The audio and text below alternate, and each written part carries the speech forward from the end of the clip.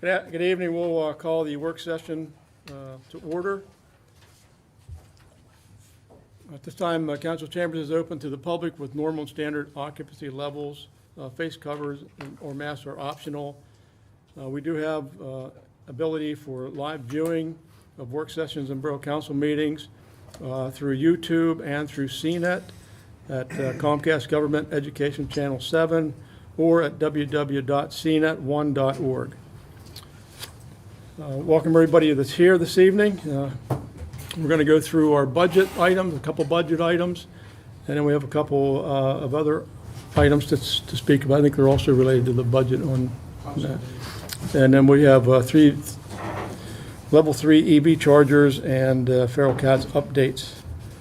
At this time, we'll call for the trivia question from Mr. Bernier. Okay, who can tell me how many members our General Assembly here in Pennsylvania consists of? House and Senate, or just House? Is this televised?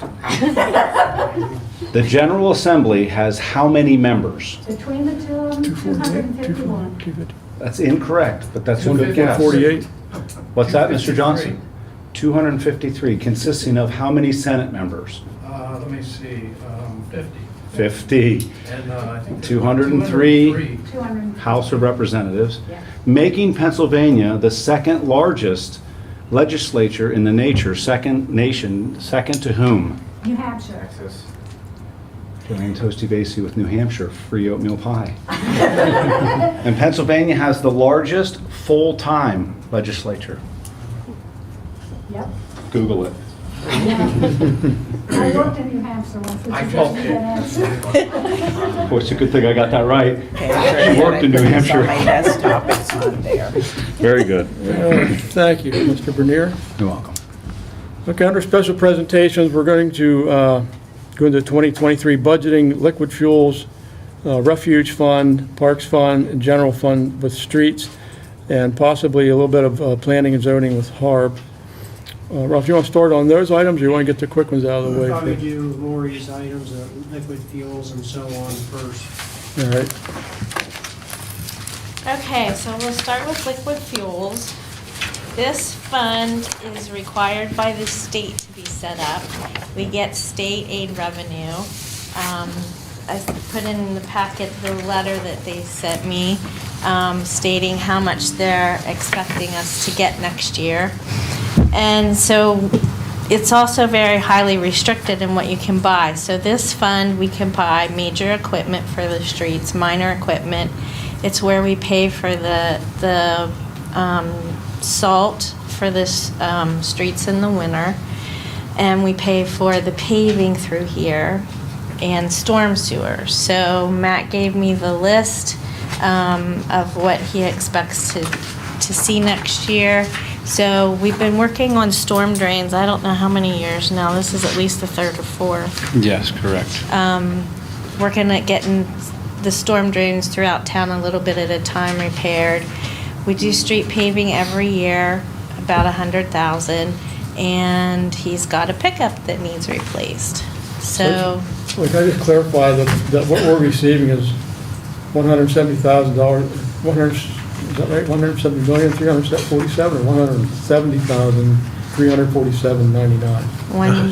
170, Yes, 347.99. Yes, sorry about Yeah. And there's always money that's carried over in this fund, so there's plenty of money to use. That's why we use some of the reserves.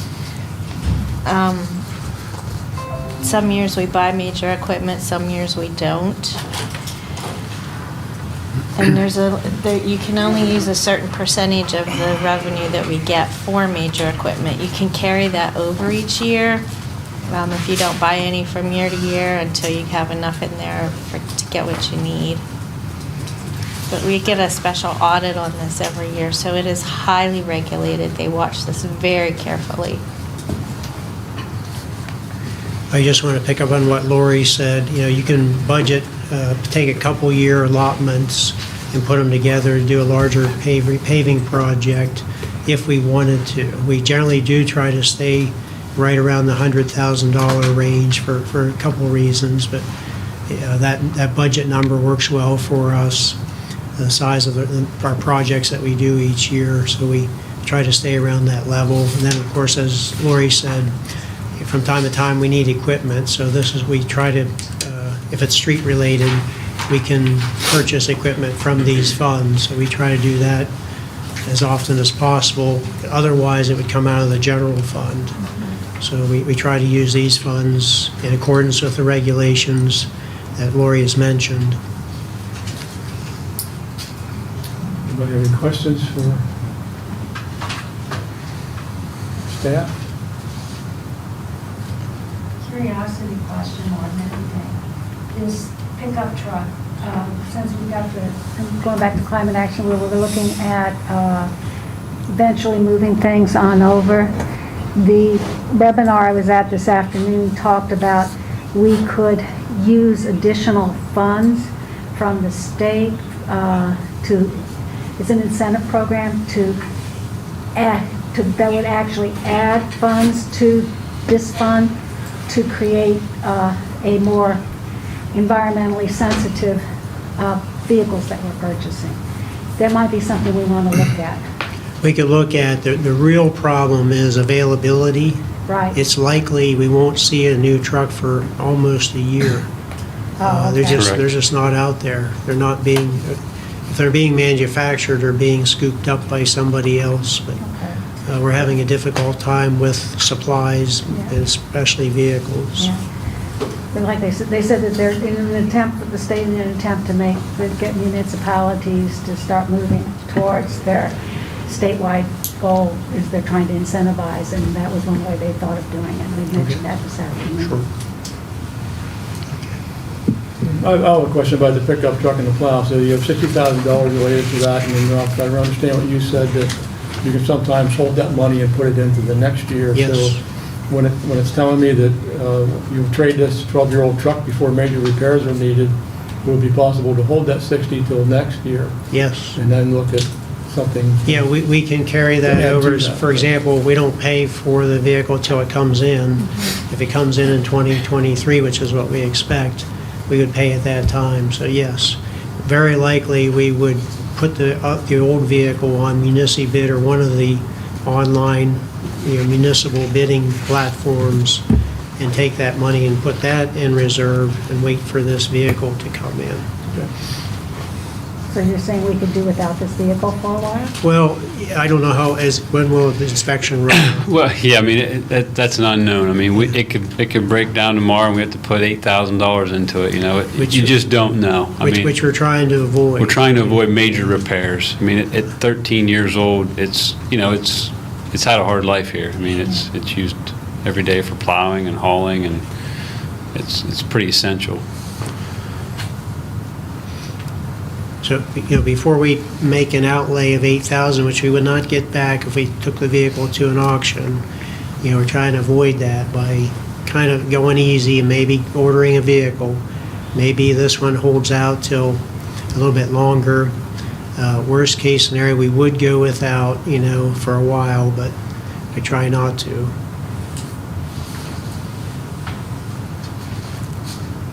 Any other questions? I do know if you're going to order it, if you're ordering it for the borough, you're probably looking at 6 months. That's what they're saying. They actually told me if we don't order it in the window that comes up in November, and there's a 2-week window, if we don't order it then, Right. you're not even going to see it till 24. So if you don't order it November 7th, when the order bank's open for 2 weeks for for government and municipalities, you're not going to see it. So, yeah, we had a couple trucks that we tried to order this year that were in the budget for other departments, and we were unable to order them. So, our window's opening up here in the next couple of weeks to order those trucks that we had hoped to have by now. No other questions? We move on. We are when the The next one is parks. Again, Matt gave us a list. He talked to Rodney of things that they would like to see for next year. One of the trucks that he did have in the budget for this year was a pickup truck for the parks. and was not able to find one, so it's carried over again to next year. Raises for parks and refuse are set in the contract, so that's at a set amount. And next year is the last year for the Kepler pool commitment that we made. So the 28,000 is the final year for that commitment. We rent out the parks, we rent out Governors and Talleyrand, so we have revenue for that. And this is supported by real estate taxes. We levy a tax for this, so it is its own fund. Most of what's in there is stuff that's in there every year, so nothing exciting. That's pretty modest for the pickup truck, 12,000. That's a nice conservative number. Yeah, we tried to find something this year, and unfortunately, the used truck market is pretty tough. Typically, we can get something, that'll last us, 6, 8 years or something. Yes, it is a seasonal system, fund, so we don't need it year-round, we can get by with a used vehicle. Yeah, Right. I'm glad. And all of that, Maybe just- 12 isn't enough. But I mean, those prices Yeah, of used we'll vehicles see. Yeah, we'll see are how it goes. outrageous. Yeah, So- hopefully the market starts to settle down a little bit, but yeah, we don't know. I'm confused. Here on the back page, it says pickup truck is 12,000. I don't see that here in the budget. I do see 451.7. 451. It's at the bottom. Oh, that's what that is, okay. Thank you. That's what I needed to know. Thank you. Ow. Looks good. Okay. Okay, so the final one for me tonight is the refuse fund. We have a refuse crew, we have the trucks. So Matt again gave me his list. It's a pretty conservative list for next year. One of the things that's in here is there's an Act 902 grant for Messer Lane, so the revenue's in here is grant revenue, and then the expense is under capital expenditures. We need a little bit of a match of $8,000, that's in the expense as well. One of the things that we don't know for sure yet, this may need to be revisited because Center County Recycling has not yet decided or left us know if they're gonna have any increases. So the tipping fees may need to be adjusted once we find out what they're going to set them at. What item number is that? The tipping fees? Yeah. 27, 365. Yeah, there's 364, 65, 67, 68. They do the curbside recycling, which is your red bins. There's some commercial recycling. We have the cardboard recycling. There's a bunch of, I think they're gray, around town, and then the tipping fees. So once we get word from them, then we'll know if we have to come back and adjust this. But there is $49,000 that we can transfer to capital projects, so we can always decide to transfer less to capital projects and adjust that tipping fee if you choose.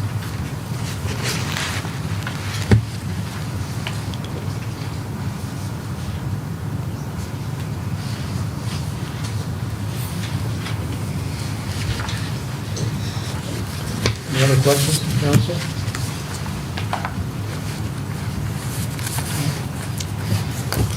Take it away. All right.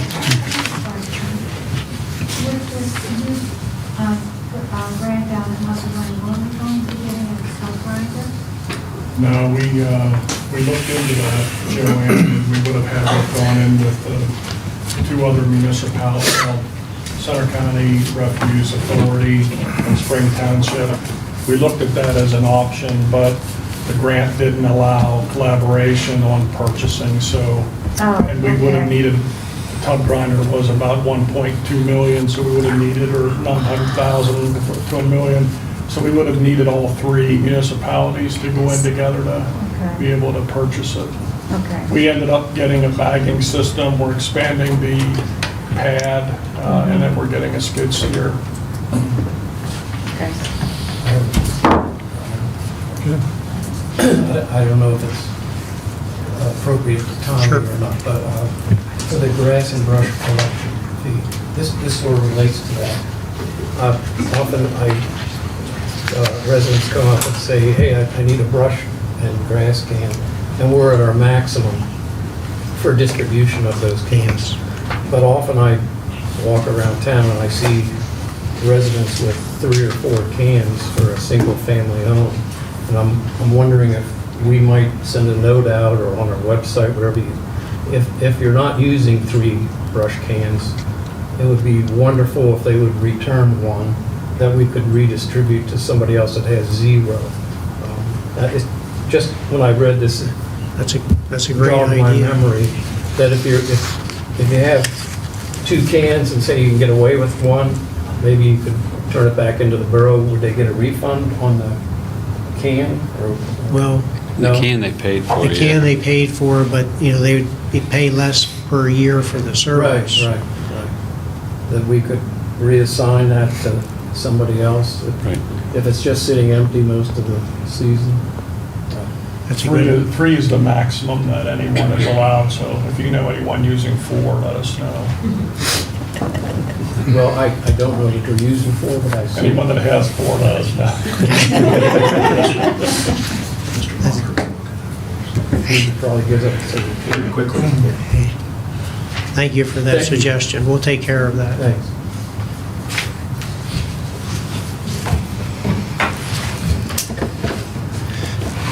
No other questions? Hearing none, does everybody know Matt Alvin, our Public Works Director, and of course Julie, and Lori, and everybody, so. I don't know this guy down here. John, of course. He's here for moral support.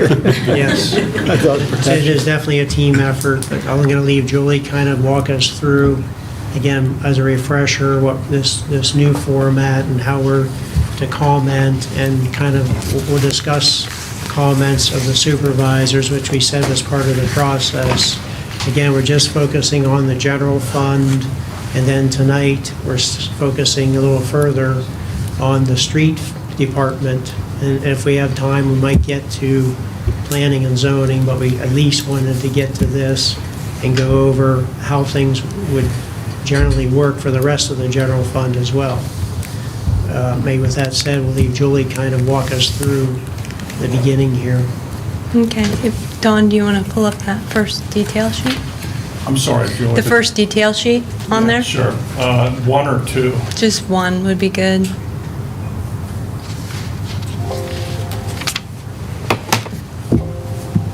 Okay, so if you, the second sheet of these detail sheets has a large area for council to comment.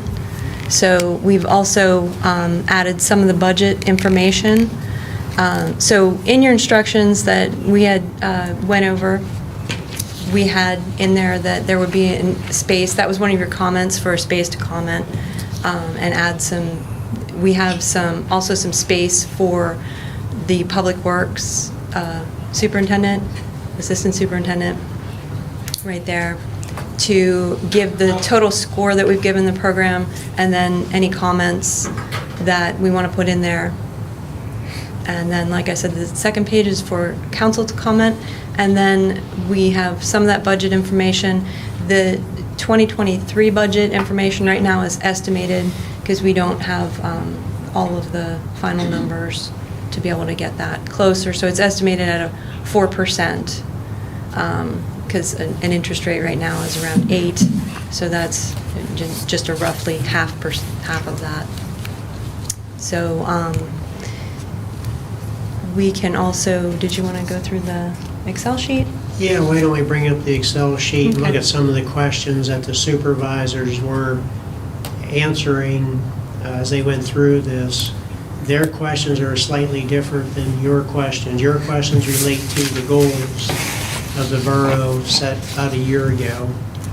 Their questions are more along the line of, can this service be done, is it mandated for us to do it? Can it be done by somebody else? Is there a way to increase revenues? And you'll see some of these, it's not possible to do anything different, but possibly some of the outline items, it is possible. Matt or George? So everyone's sheet has a copy of these ratings tonight, so you can see what those numbers come out to be. So the first one is level of service would be the demand for the service. The second one, whether the service is mandatory. We also talked about those services that are mandatory, we're going to highlight in red. And then for council, you don't really need to rate those because those are services that we have to provide. And then is the program or service a priority for the community? And that's the level at which that, whether it serves the entire community or parts of the community. Does the borough have to be a direct provider? And you can see the ratings there. Can the program include user fees if it's not self-supporting? So that question gives you some idea what the service recovers, and then we sometimes in the detail sheets we've commented as to whether the service could add some user fees as well. And then should the program or service be delivered by another organization? And then we have, do opportunities exist for sharing the service?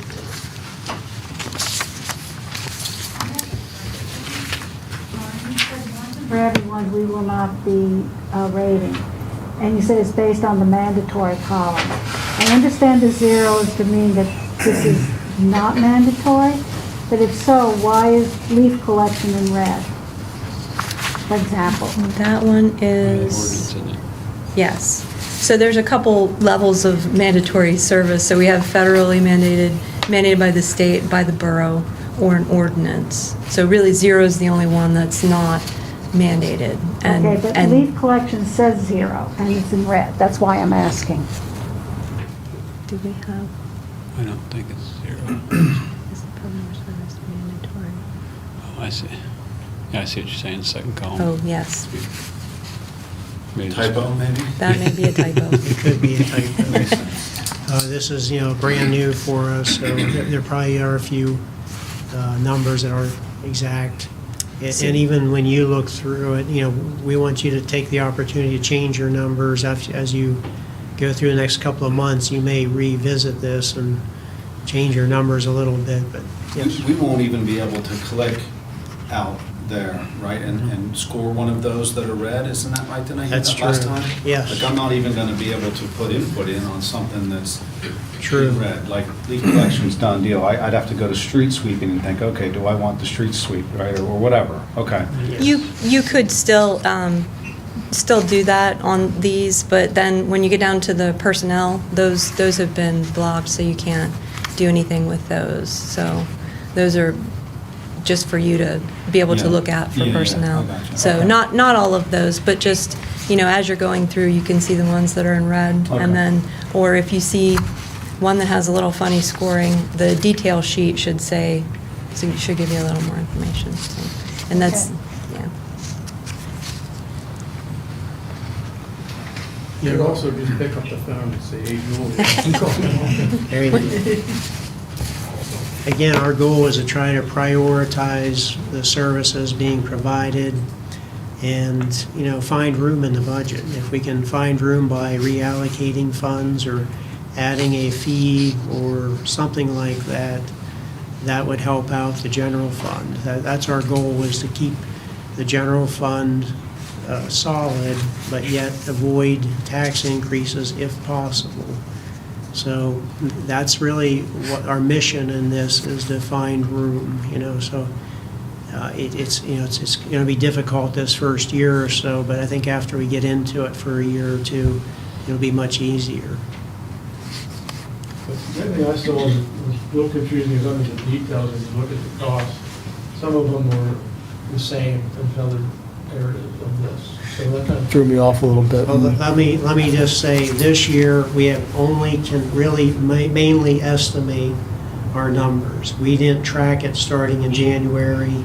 We didn't even think this was on the radar back in January. So now that it is on the radar, starting in January, we'll track different categories, like using these spreadsheets, and do a much better job of estimating. So right now, it's a ballpark number that we're Do you want to using. pull up that one? So that Number one ballpark number could be detail high or low. Yes. sheet? Yeah, that'd be good. Yeah, so what we're doing is one of the other tabs, and it's not worth getting into too much tonight.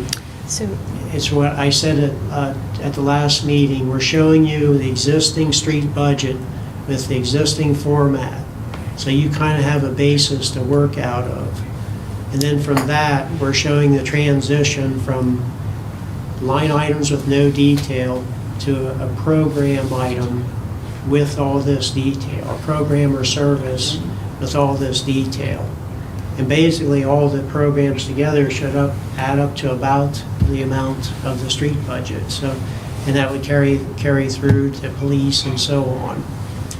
But we're trying to get through that transition. so I did add, there's a drop down there on the budget line items included in this service. Go down, right on top of the description.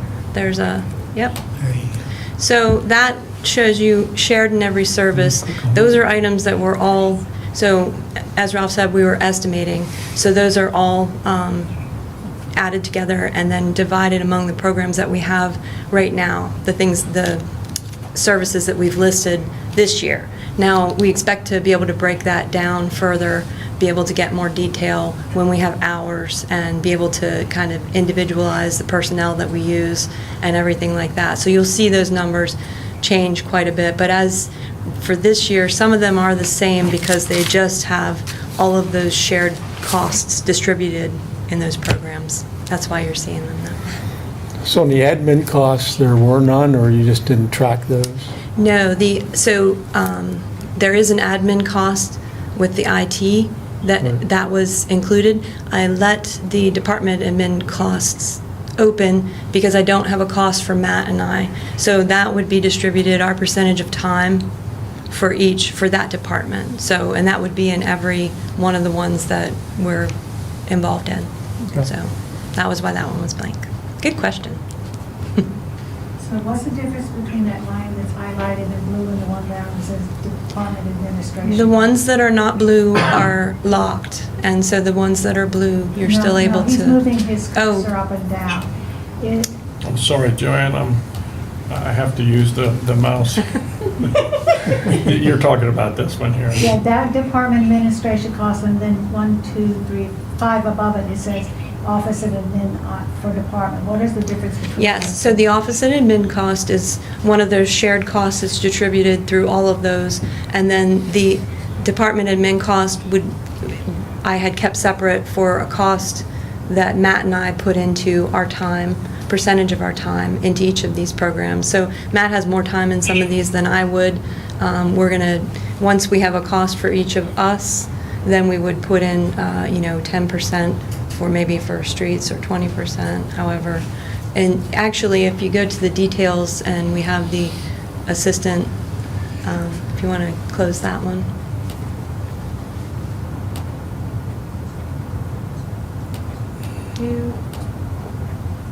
What'd you change?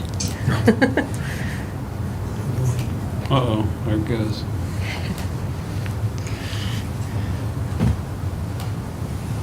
Nope, that's good. If you want to scroll down and go to, down to the Public Works, just real quick, I can show you what I mean there. So for the superintendent, the second one from the bottom, 19? yes. Thank you. You're Yep. welcome. So if you move up a little bit, so we have a job description in there, and then just percentage of time, and then as we get those, like I said, that's not something that we've tracked super close, so we don't have a very good number for that right now, but we can get that one in there. Sorry, Julie, I couldn't hear you. Oh, no, that's good. Now, do you want to go down through some of those items? Yeah, why don't we go down to the next gray item, the next one that where you could comment or So just lost. Right, yeah, like the sweeping. and the- Yes. I don't think it was this one, was it? Yeah, I think so. I think that one, yeah. Just that Excel.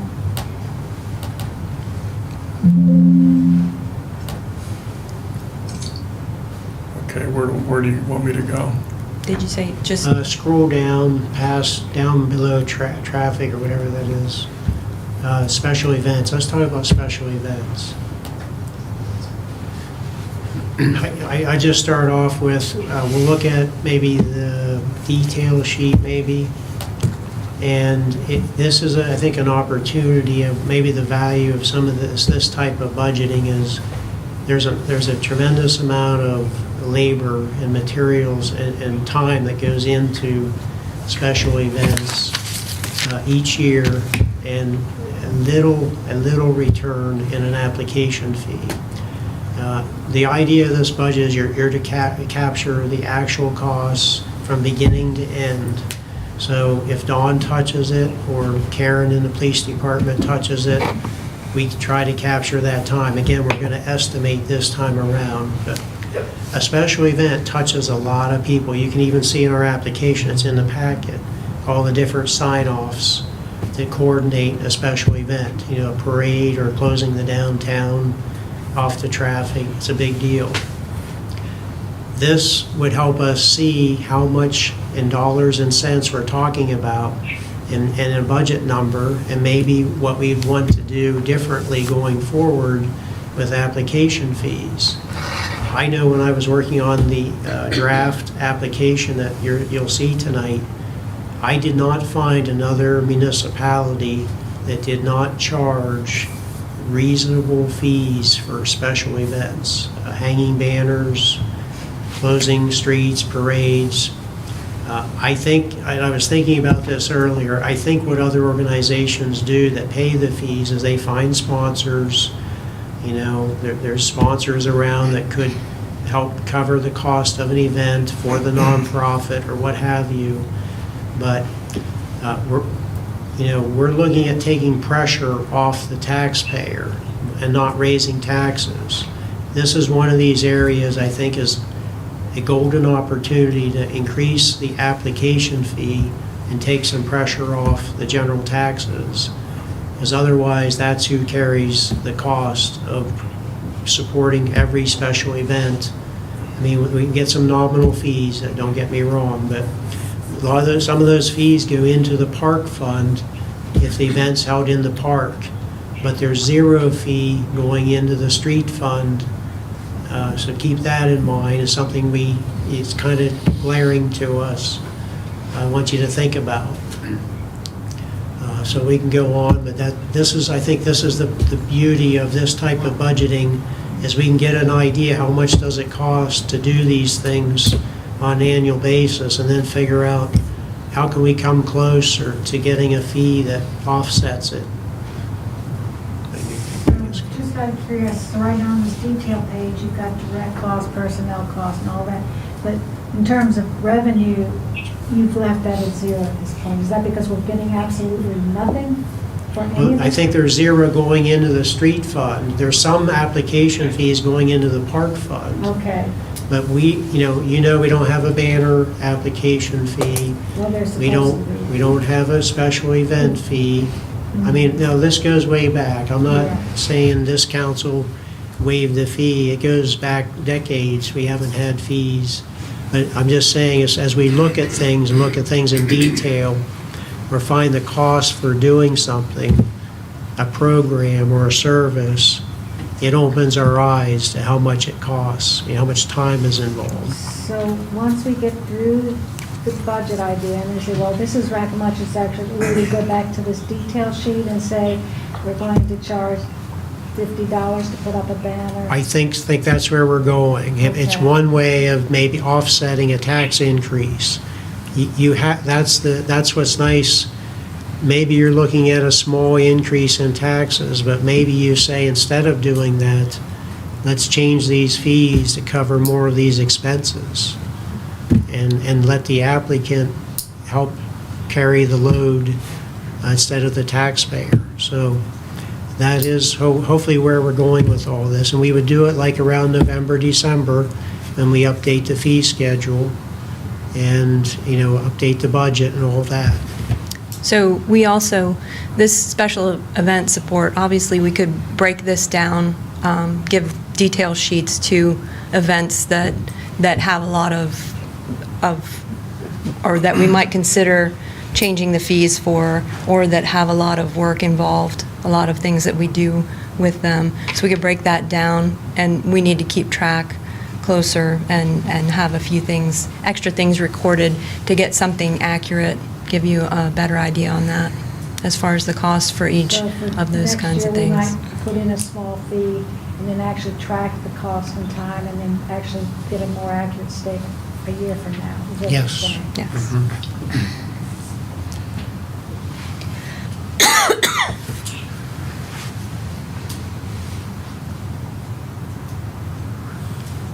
You want to go on further?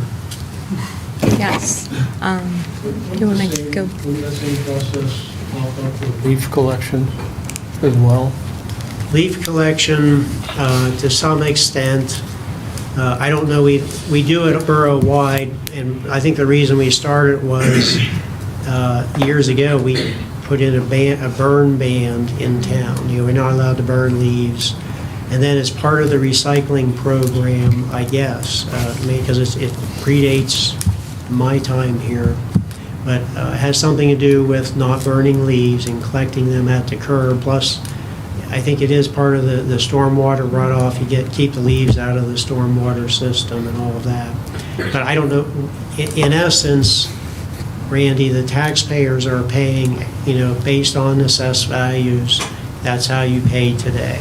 Okay. So I don't know if the questions would be asked, is there a way to have a fee? I don't know of one with leaf collection, but some of these, like this one, yes, there are ways. So I think I had added a note that there could be an indirect fee if we were to start to charge for the compost, because it's mostly leaf. Yes. Right. So we could, that would be one way that we could put that towards the leaf collection instead of another place. So, Thank you. That's a great idea. I mean, that is where we're going with the composting at Musser Lane, the composting facility. Once we get the bagger and the equipment that Dawn spoke about with the grant, we'll have a mechanism and a system to bag the mulch and all of that. And for a nominal fee, we could sell it or whatever to maybe help offset the cost of collecting the leaves. But yeah, that's definitely down the road. do you want to go back out to the Excel sheet? Close that one. Okay. We can go to back. Did you want to look at leaf collection or go? Let's look at an item like riffraff, which is. Let me try to lead in. Okay. Riffraff, bulk waste pickup. Why is it in streets when it's when refuse? Well, a lot of the street labor is used to do that service. So we try to capture that here. Well, riffraff will probably be in many of them because Yes. we use pretty much people from every area for that. So you may not realize that. We know when you're setting budgets and whatnot and say, why don't we do it twice a year, whatever, it's an all-person job, all hands-on-deck type of job for a week. So there's no water lines being worked on, there's no streets being worked on, no curbing, no stormwater. Everybody is on picking up bulk waste, riffraff items, and helping it get up to the transfer station. The electronics are picked up separately. Whatever it is, that gets all picked up and taken up there to the transfer station. So it involves a lot of time, a lot of expense and effort. But you may never have seen that, or you would never see that in the ordinary budget. So now you can get an idea. It's 5% of our annual expenses and time that we're doing that, whatever the number is. You can start to say, well, that's more than I thought it was. All hands on deck, The costs are decent, maybe once a year is enough. But hopefully, maybe there's ways we can address some of the expenses of that. But this would help you see that what goes into it. Okay, we can go to tree and brush Sure. cleanup. Do you want to pull that detail sheet? I'm not sure if there's anything extra on there. No, we didn't have a lot. Okay. That one's one of the There's ones not that's much fairly there. standard right now. So, okay, can go back out to that Excel. Like I said, that drop-down menu there, if you want to know what, everything that will be included in that, that's there as well. So, we can go to street sweeping. Matt, did you have any comments on that? You said you modified it. We only are doing it once a week. Correct. We did modify it this year. We're only doing it once a week, Mainly because of noise. mainly because of noise complaints, correct. Okay. But yes, typically we used to do it, obviously in the spring. It takes us quite a bit of time. We've cut back on the spring cleanup by not putting the anti-skid out about 3 years ago, which cut our sweeping down in half.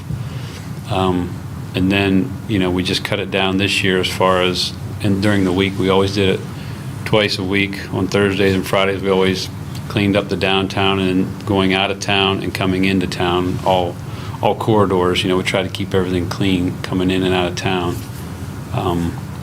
And obviously, we try to sweep up around town whenever there's a storm event, clean up, stone, debris. We also run after special events usually. Special events, yeah, it's requested. Most of the events, like the cruise, arts and crafts, we actually come in for the cruise. We come in at midnight and sweep the streets, when everything's over. And that event really is a big burden as far as man hours that are used. I mean, it's a lot of overtime. It's detours of the downtown, the signages that PennDOT requires, running the sweeper, picking up the garbage, all that stuff, right? Yes. But yeah, as far as street sweeping goes, that's basically what we do. I mean, that's the service that we provide. And I think the demand for it's pretty high. I think we get a lot of comments about people wanting it done more, and we've tried to address that. Believe it or not, a little bit of dust kicked up from the streets gets over. I mean, with the amount of traffic coming through town, it doesn't take long to get the town looking kind of dusty and dirty. So we've always tried to do a good job with the sweeper, and because we have those state roads in town. But I think, I don't know how we could cut it back much more than once a week. Okay. You're just doing it early in the morning, assuming that that's when there's not cars parked on the street. Yes. Correct. Well, it's not an assumption, it's an ordinance. There's an ordinance that Borough Council for the downtown created an ordinance that says you're going to park on this side, On Mondays. yes, and the other Okay. side the other nights of the week. So Okay. that we try to sweep in those hours.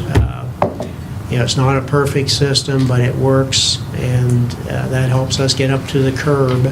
Otherwise, not only that reason, but Safety. traffic in the morning, Yeah, safety safety. for It's the really- driver and the other car driver. We don't want conflicts, so there's less at those So hours. it's done of like the day. 6 o'clock in the morning. They start at 4 in the morning, actually. They'll start at 4 in the morning, do the downtown first, and then work on the corridors going out of town.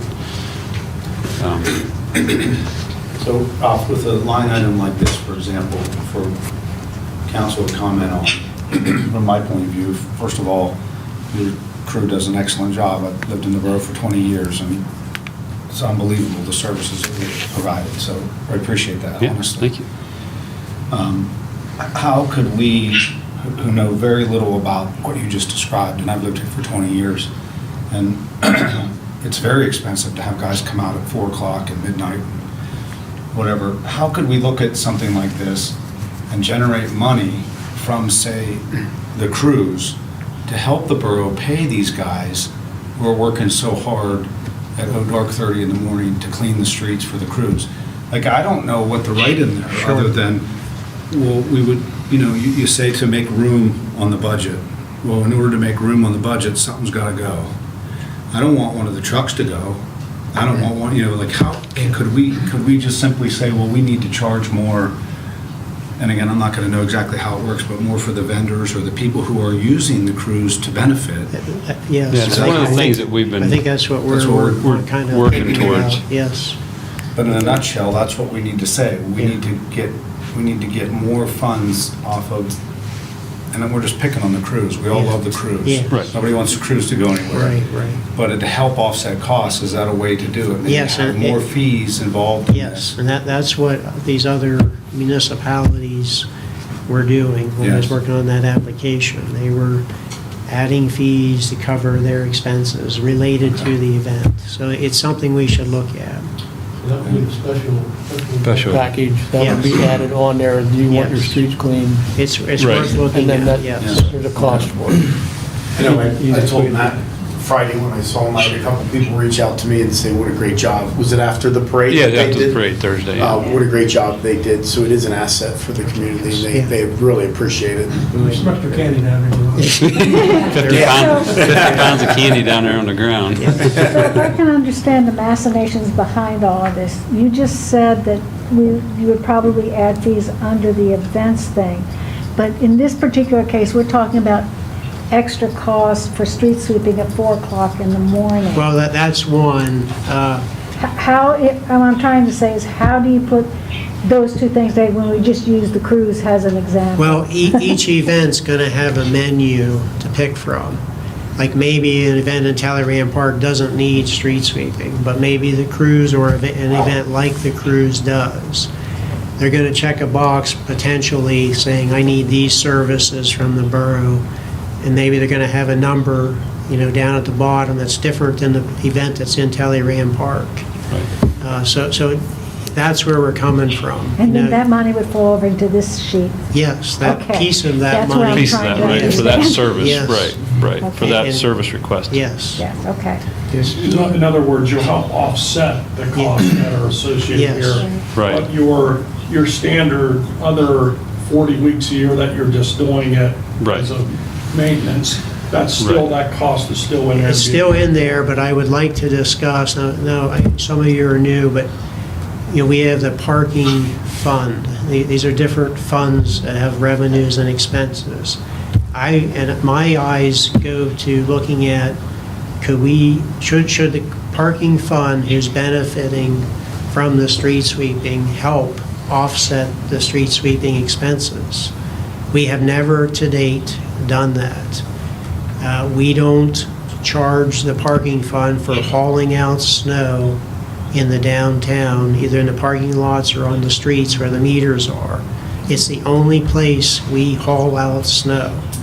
And to this date, I don't know of us ever charging the parking fund for that service. And the parking fund benefits. That's what I'm seeing. That's what I'm thinking about looking at some of these. Should the parking fund help offset street sweeping, some downtown snow removal? It's possible. It's possible, and it would help. That is not a a revenue. It's a fee-based service. Anybody from anywhere can buy parking, and go into that revenue goes into the parking fund. Taxes are different. You have to own a property here in the borough to pay taxes. So if we can take some pressure off the property owners through, other resources, whether it's grants or the county partnering with something, that's what we're thinking about, or using some funds that we haven't used in the past. That's potential too. I think for snow removal, Ralph, you're right on, that should be 100% out of parking It's worth, I think so. for the municipal lots. at Yeah, least, yeah, and the metered spaces. The metered spaces, yeah. Yeah, and that's all we do. I mean, that's the only That's the only place they haul places we snow clean out. snow, Yeah. metered stalls and the lots. And that's probably, that's a good portion of the overtime as far as that goes, because we have to do it, same thing, early in the morning late at night. We start at 10 at night just because traffic, it's too congested and too dangerous.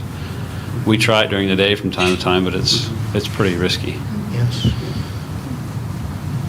We weren't picking on the crews, we don't want to go into it, but they do offer us something back in kind. They do. I They've can't been. remember what Oh, they. they've given us grants, general let the fund. Public know that. Yeah, they've been a. They in kind give us back. They've given, bought parking, or park benches for the parks. They've helped the police department with some items. Yeah. They've been a tremendous partner, so let me Yeah. clearly say that. Yeah. We're just looking at maybe events that do not Sure. give back or whatever, but of course, they're one of the largest events in town. Okay. Yeah, if we break that out into, into a detail sheet and everything, we can record that in there as well. So when they're making donations and everything. Yes.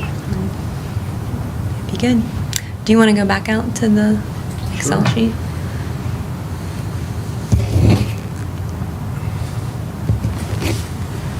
Oh, we got street, the tree and brush. I don't think we had a lot of information in there. Yeah, we did. We just touched on Okay. that briefly, yeah. Anything else? We can Way down at the bottom. go Go down down. a little bit.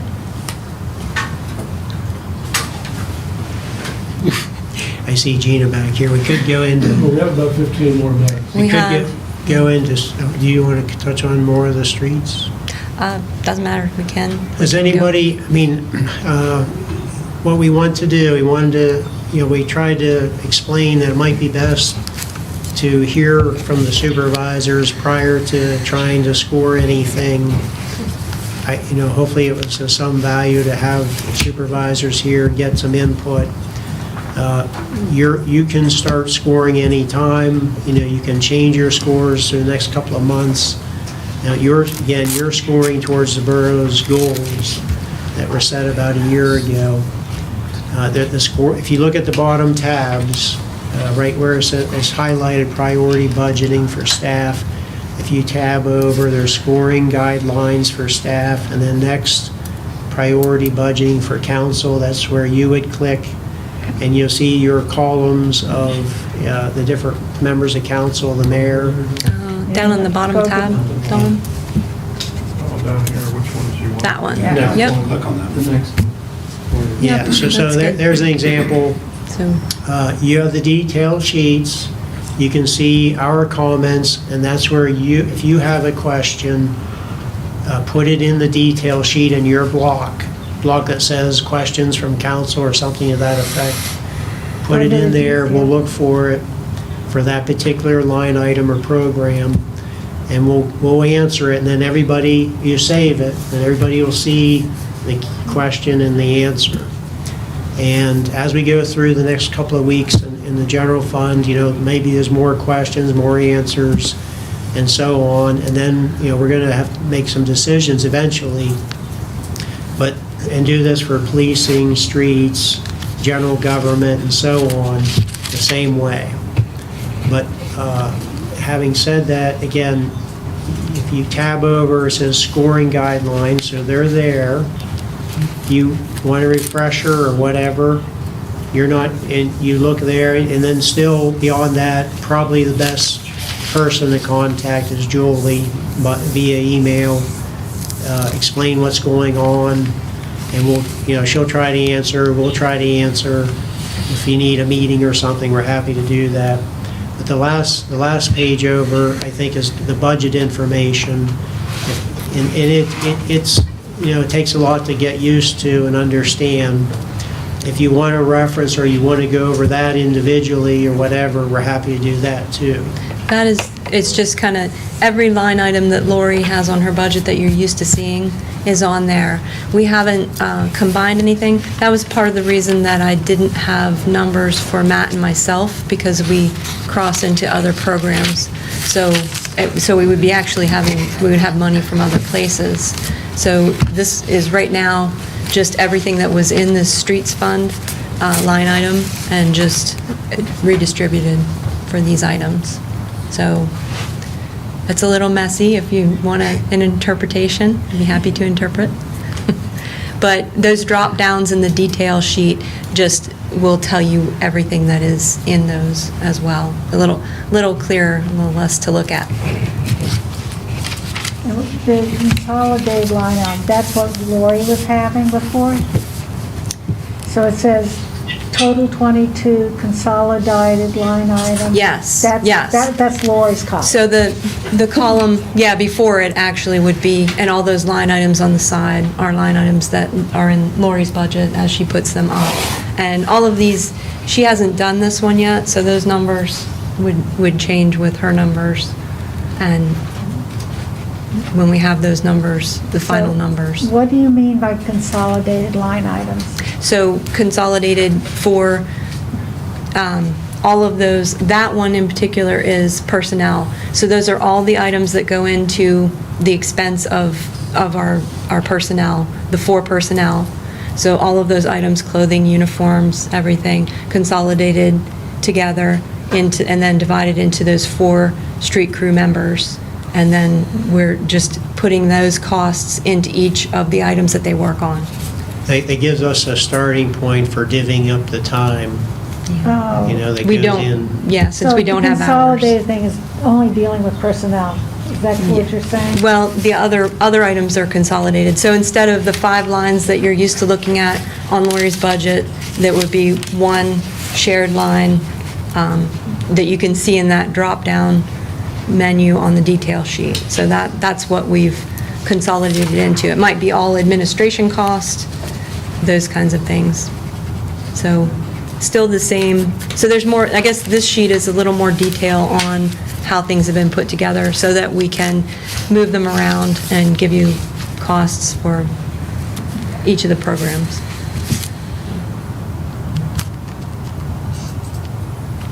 Shauna, do you have, we don't want to forget you if you have any questions. Just want to make sure you can hear what we're talking about and so forth. Yeah, you cut out sometimes, and it's because of my connection, I guess, but when I'm and I still can't get into the details, but I guess I'll have to hook up with somebody in the office and work that out. No problem. Okay.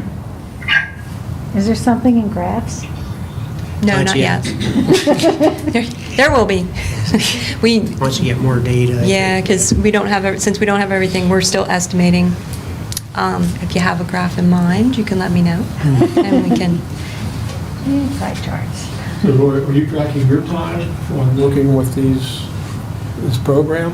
Am I No, I'm tracking? sorry, no, Julie. Oh, we have some idea on some of those. Right now, we're just thinking in percentages. We will be, so that'll be something on our list for next year to track closer what we have, so we can get a better I mean, I'm idea. just talking about just putting this Currently. together. Oh. It's a No. big job, and I would be lost without Julie's help on this. She's been tremendous. Once we get these, a template for these, they'll go together a little easier, so once we get our programs templated.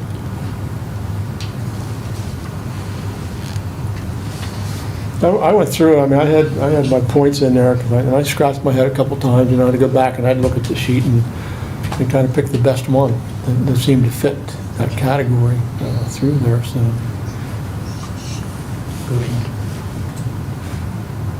Okay. Well, your categories are a little bigger picture, so sometimes they don't fit as well as the smaller ones that we're looking at for each individual one, so. Does anybody have any other questions?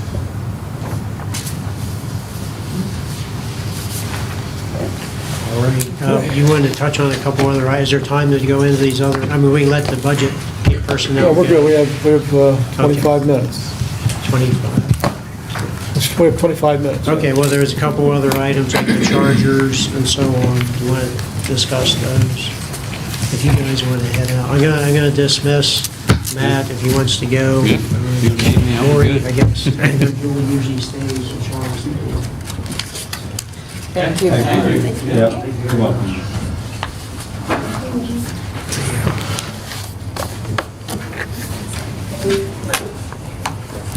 Between you, we're gonna move the table and put the podium back.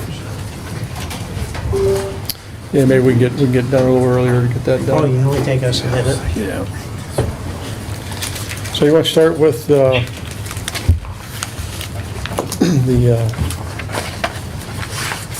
level 3 EV chargers? Sure. This is the extra information that Joanne had put out at the table for tonight.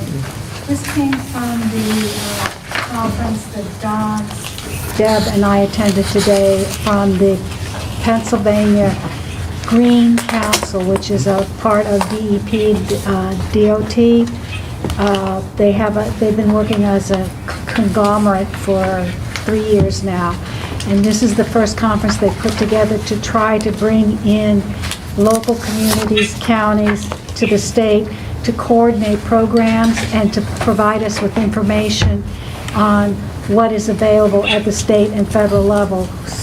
And I think it was particularly appropriate because we're starting the budget season. There was a lot of talk about grants this afternoon.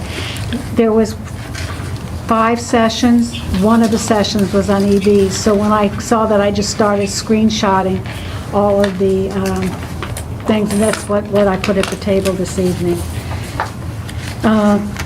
You want me to quickly go a little beyond what's just on here, some additional information that wasn't in the screenshots that I took notes As long as of? we have time. Yeah, real quick.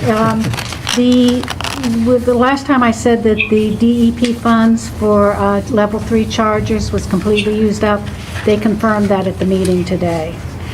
Level 2 funds, however, for the DEP are still available if we wanted to put in more of them. But instead of the 100% that we got 3 years ago, it's now $3,500 or 60%, whichever is less. If we network, but if we don't network, it drops down to $2,500 and 40%. However, Department of Transportation has a program that would be able to be funded if the level 3 charger was within 1 mile of the I-99 exit. And that is, so it would not be available for downtown because we're further than a mile away. But there is a second program from the national program, and it's called, and that's that second page where it's talking about the NEVI state plan. And NEVI stands for the National Electric Vehicle Initiative, which is part of the federal bipartisan infrastructure bill that was passed last December.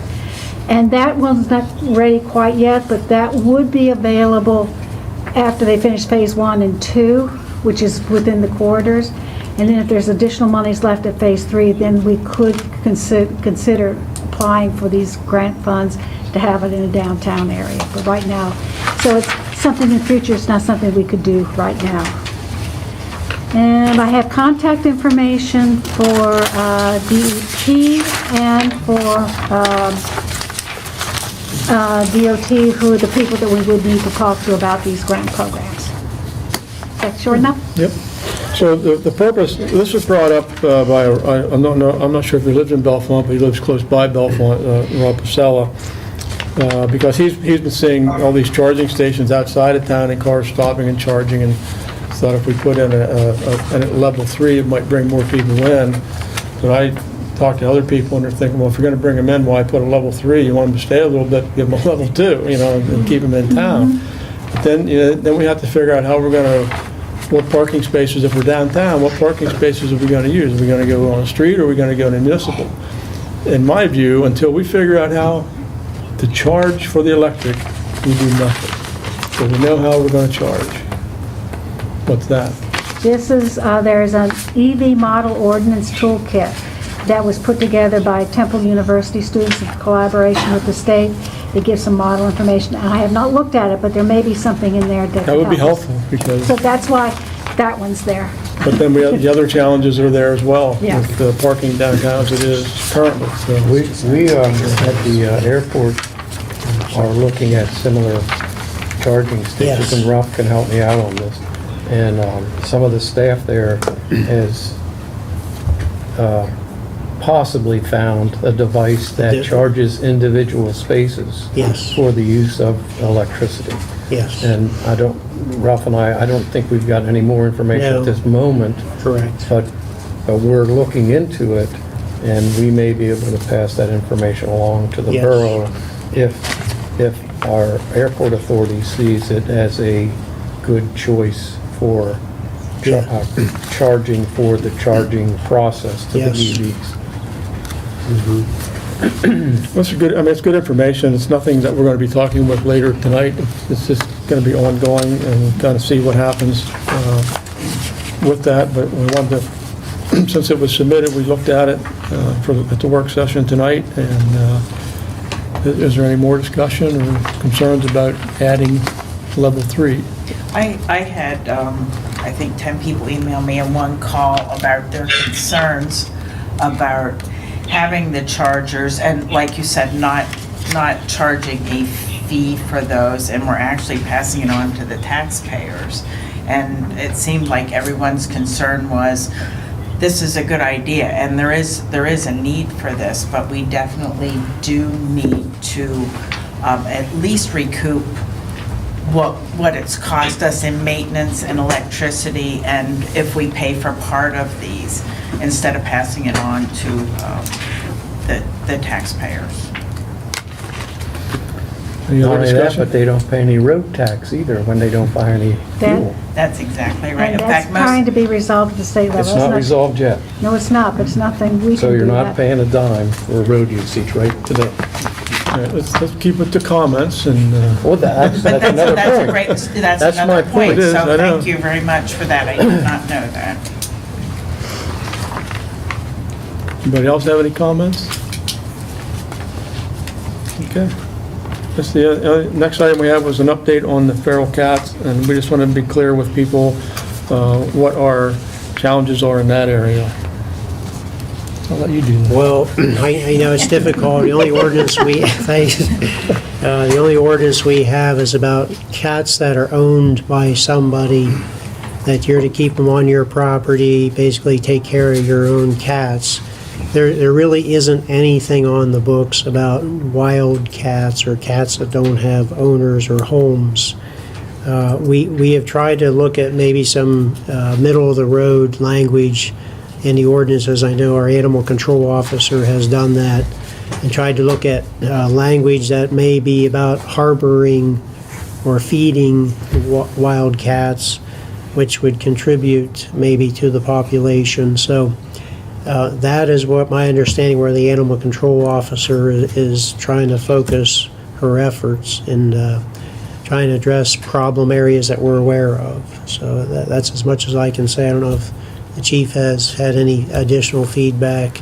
It's something that comes and goes. Like, we'll hear about a problem, it seems to get corrected, and then 6 months later it's another area of the borough. But it's something that's ongoing. Has anyone considered the TNR program? We've had different nonprofit groups come in and talk to us about the trap and release programs.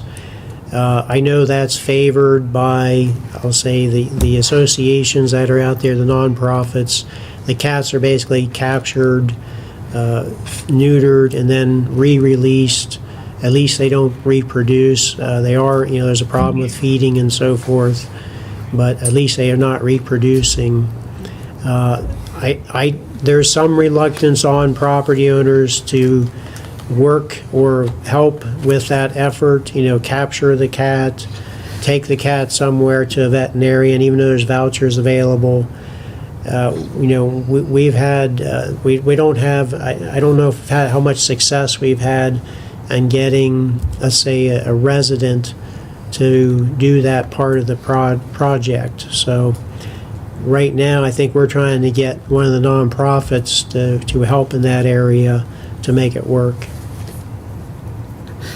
We had talked years ago about licenses for cats, just like you get a dog license, No, you get a cat license. I don't know where that early ever on in dropped my borough career, I noticed the borough east of us in eastern Pennsylvania that had license for cats. And I always thought it was kind of funny, but but it's something we could look at.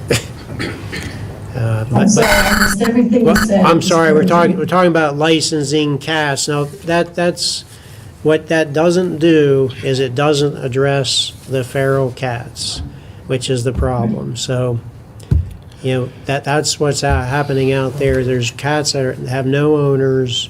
There's the problem. Their licensing is not going to help that situation. So, but licensing would protect an owner's cat if it's found out and it's collected, that it has a license, and it's Yes. a number, and it can be returned to the owner.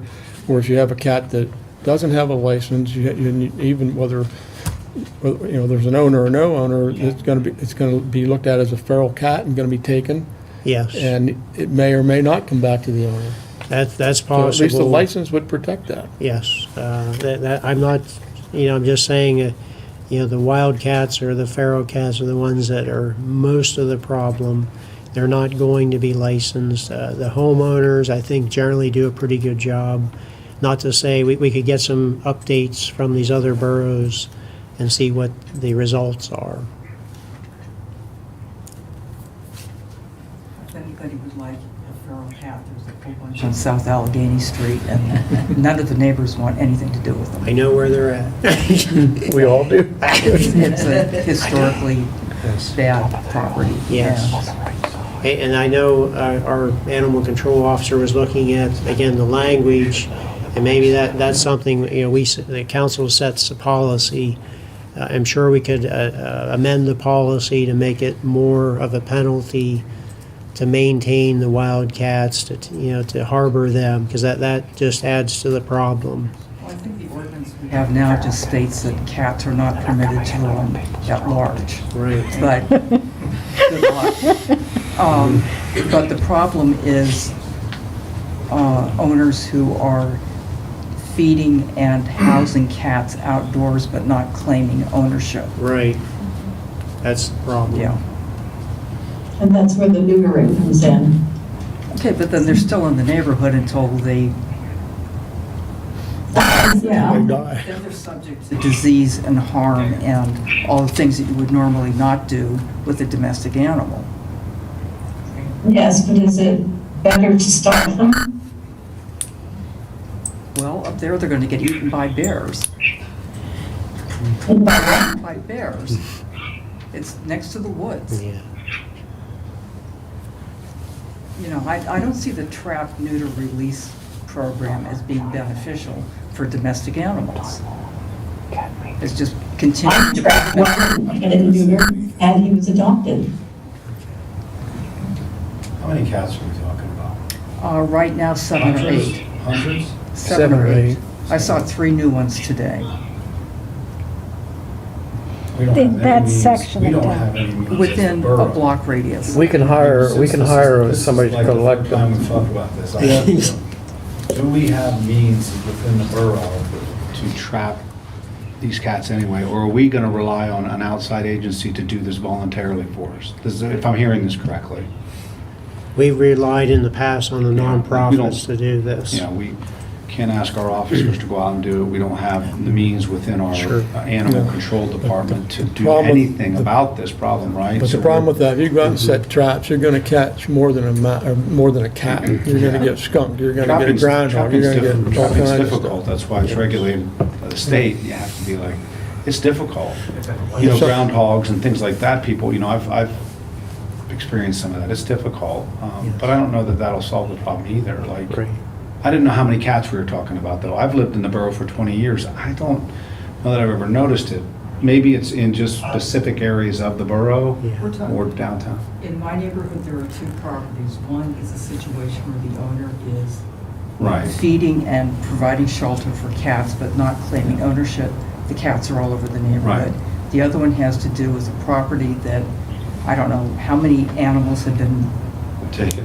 taken from that property in the last 4 or 5 years. The property just changed ownership. The new owners went in, there are still cats in the house, which are now, because the house is being rehabbed, the cats are now out of the neighborhood. But it's just something we wanted to update, Yeah. because we know people are concerned residents out there about, so. Yeah, so what's the update? I just sat there, what's the update? There's not Talk much about to- it again next week. Yeah, maybe. It's tough. There's not much we can do There's about it. nothing we can do at this point. We should have We should have like a. Was it 3 years ago? At least. Something about 3 years ago, and we had an uproar in town because the option that was presented was basically what Shauna said was to starve them, to stop feeding them. Then anybody who was feeding them would be fined for feeding feral cats. And there was a huge humane society sort of back. And so I think this is why Randy is just saying that we need to get an update and let people know what's going on. Well, we need a humane solution to the problem. Yeah. What about gathering them up at these residences? I know that's a loose term, I don't know how to do it. And taking them to an organization that takes in strays outside of the borough. Like, for example, the SPCA, you know, in our lifetime, we've all come across stray dogs, gathered them into our vehicles and taken them to the SPCA. Is it such a far-fetched idea to somehow, with our collective ideas, go to these properties within the borough and collect these unlicensed, I don't know what feral means, some of these Feral. wild Means it's cats, Wild. unlicensed wild cats that are a problem and somewhat of a nuisance in the borough. Is that a possible solution, that we collect them and take them to a place that is designed to take in stray animals and care for them until they're adopted? I don't think they'll take them. Okay, I didn't know. I just They don't think take they them. will. They get enough without people bringing them. Just dropping them off. Gina Can we send- Gina would like to make. Oh, Gina, I Come up, just, come up come up to the, to the table. yeah. I've worked with TNR programs before. I know a lot about this. I don't have any solutions for you, but a TNR program is gonna cost money. So basically it comes down to, does the borough pay for a TNR program? Which we can't, and we're talking about budgets, and we don't, it would cost a significant amount of money to do that. Or do we, the residents, and the residents don't want to. So I think, but I just, you know, the licensing thing, you don't really need to license cats because when you adopt them, they're microchipped. So if somebody's, like if I have indoor cats, if my indoor cat went outside and it got swiped up in a TNR program, the first thing any TNR program is going to do is scan that cat for a microchip. So they're not going to re-spay the already spayed or neutered cat, so it'll go back to the homeowner. So you don't really need to do a licensing program for cats because of the microchip program that happens when you adopt a cat, or even not just adopt, if you buy a cat, like a breeded cat or whatever. So, and I mean, Randy already said that, but SPCA or Paul's, they're not going to just take in feral cats. They'll set up TNR programs. So they'll offer the discounts for you to bring the cats to come to get spayed and neutered and then released. And there is a waiting list if you do happen to have a feral colony that is potentially adoptable. But that's rare. I mean, I know of feral colonies around the county that sometimes they get picked at, like if there happens to be a cat or two that shows signs of being adoptable, then they'll get on a wait list to go to PAWS or the SPCA. So that's just... All right, so you have some experience in this. Yeah, but What should we do about our feral cat program? Well, I think that there needs to be an Put it in the ordinance. zoning ordinance. Yeah. Oh. Well, that then puts some teeth to people that are saying, well, That's I'm it. gonna feed this cat, but I'm not gonna take ownership of it. Well, if you're gonna feed a cat that's running around outdoors, then you're gonna get fined for doing so. Right now, we don't really have an ordinance that allows us to enforce that, I guess, It's too gray and wishy-washy that we can't directly go to a particular homeowner that may be doing this and say, you're gonna get fined $300 because there's evidence here of you housing outdoor cats and feeding them. But there's nowhere to take these cats if we came up with a way to go to these properties and snatch them up. Well, there is, but you need the people to snatch them up, you need the people to transport them to the place, the TNR program, you need the person to come back 6 hours later to pick up the groggy cat, and then it needs to stay overnight in someone's house, and then the next day it needs to get released back out to where it came from.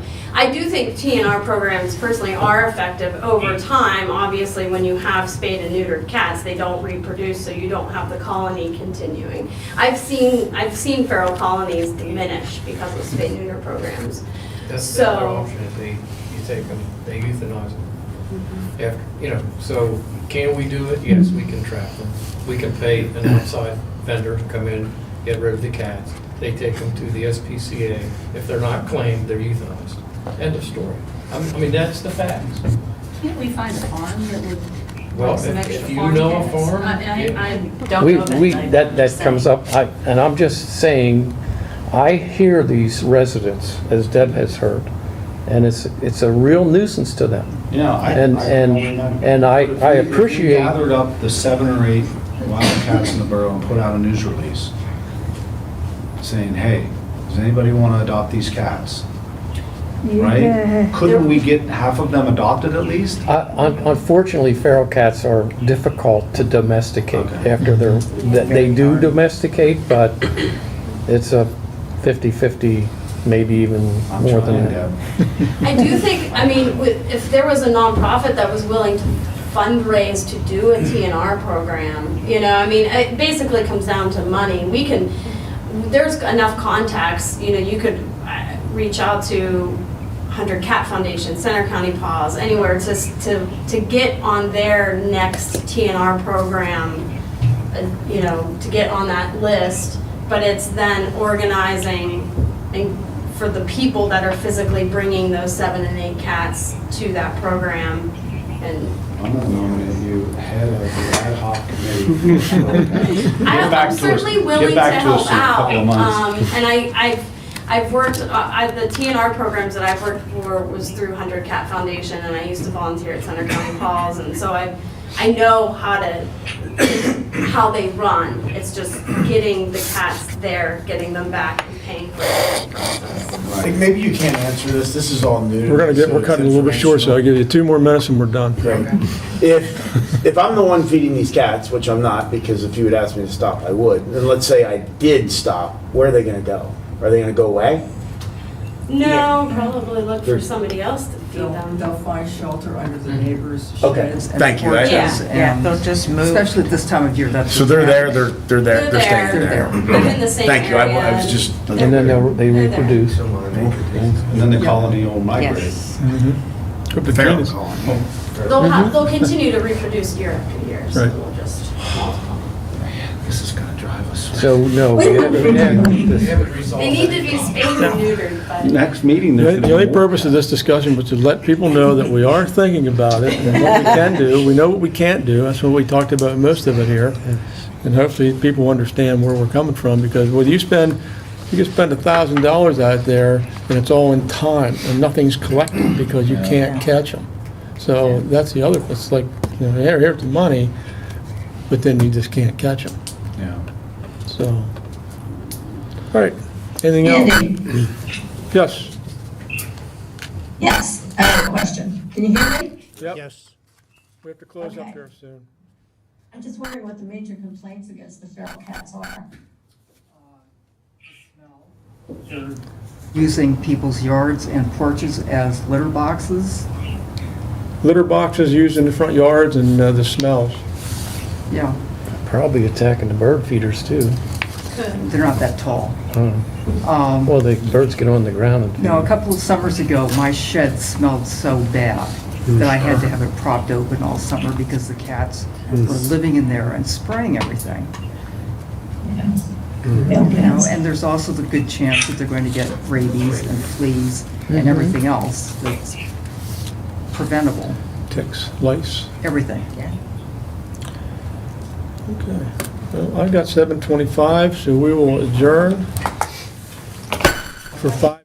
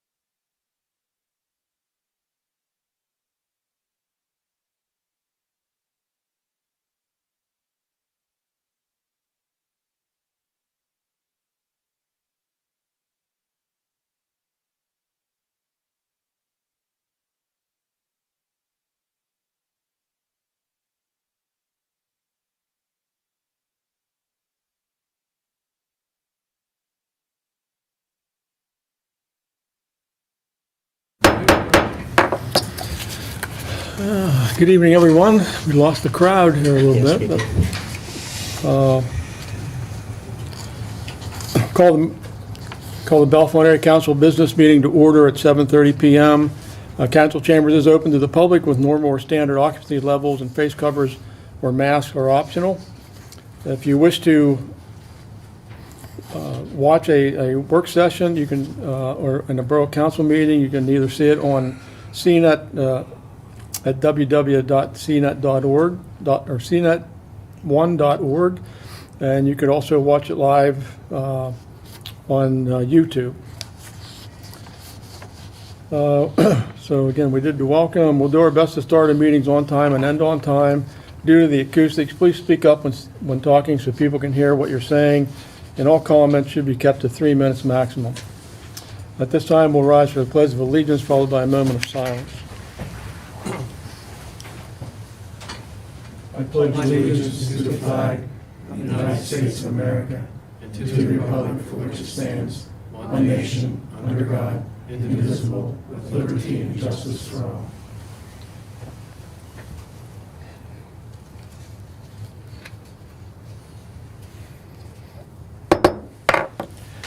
Roll call.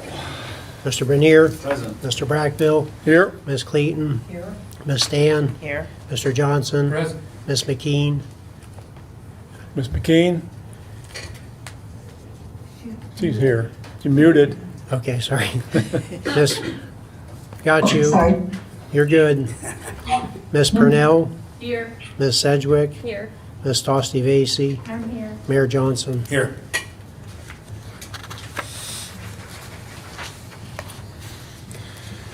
Okay, moving on to additions to council meetings in accordance with Act 65 of 2021. And if a matter is not on the agenda, council cannot take official action on it. However, with some exceptions, council can act on matters related to potential or real emergencies. Council may add a matter of agency business to its agenda through majority vote. The council should state the reason why the action is needed and added to the agenda. Are there any additions to the agenda? I have one. I'd like to pull out of the minutes from last week, or from our last meeting, the one base that when we made the motions about the Bellefonte Water Authority and whether we move out of the Spring Creek watershed, we had two motions on the floor which are not allowed. So the main motion that was made that night was never dealt with. Point of order. Under Robert's Rules of Order, and motion that you had the first motion, then I made a second motion to substitute. According to Robert's rules, a substitute motion is one that overrides the first one, and if you vote in favor of that one, then the first one becomes totally moot and you don't do anything with it. I've never seen that, and I've called PSAB. I can bring you in the Robert's Rules of Order somehow. I don't have it here with me.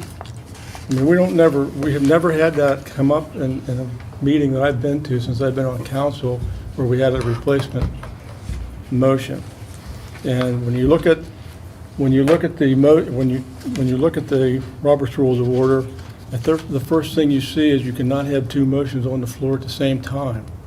I understand. That's why I like to use amendments, because we can fix this pretty quickly using it as amendment, because you were calling it a replacement ordinance, not a substitute. And I don't even know what that means, because again, I've dealt with a lot of meetings, ran a lot of meetings, and those two terms never come up during a motion.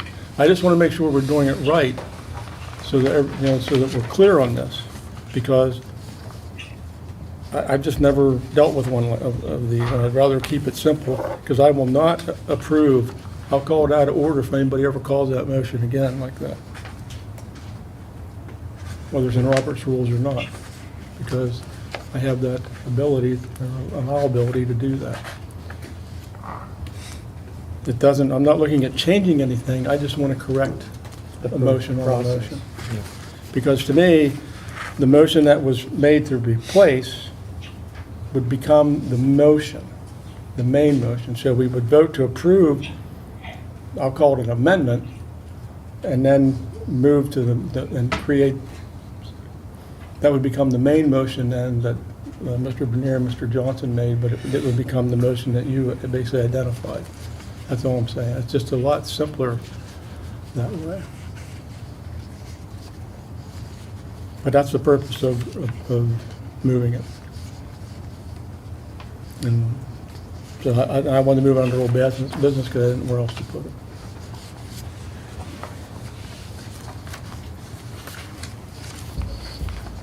Anything else? Okay, do we need a motion for that? Or just move it? I think you can move it. Okay, so that'll go into old business then.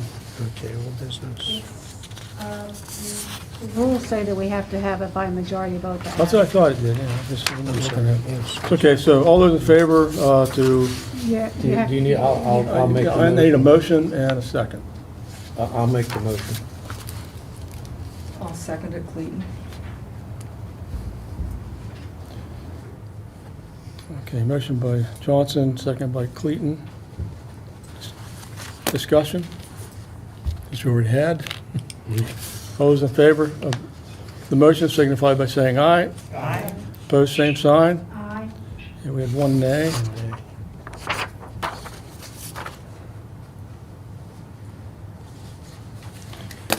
Okay, so I'll go to old business.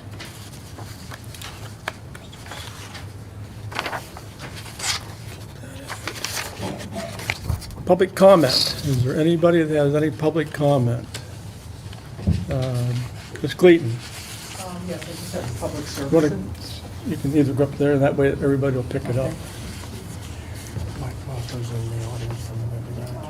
Do you want to make a comment or just wait until you get Public service announcement, there is a drop box in front of Wexler's Funeral Home at the corner of String and Howard Street for the appropriate disposal of American flags that are too badly worn or damaged to be properly displayed. So if you have something that's past its presentable date, that's a good way to dispose of it. Thank you very much. Thank you. Thank you, Deb.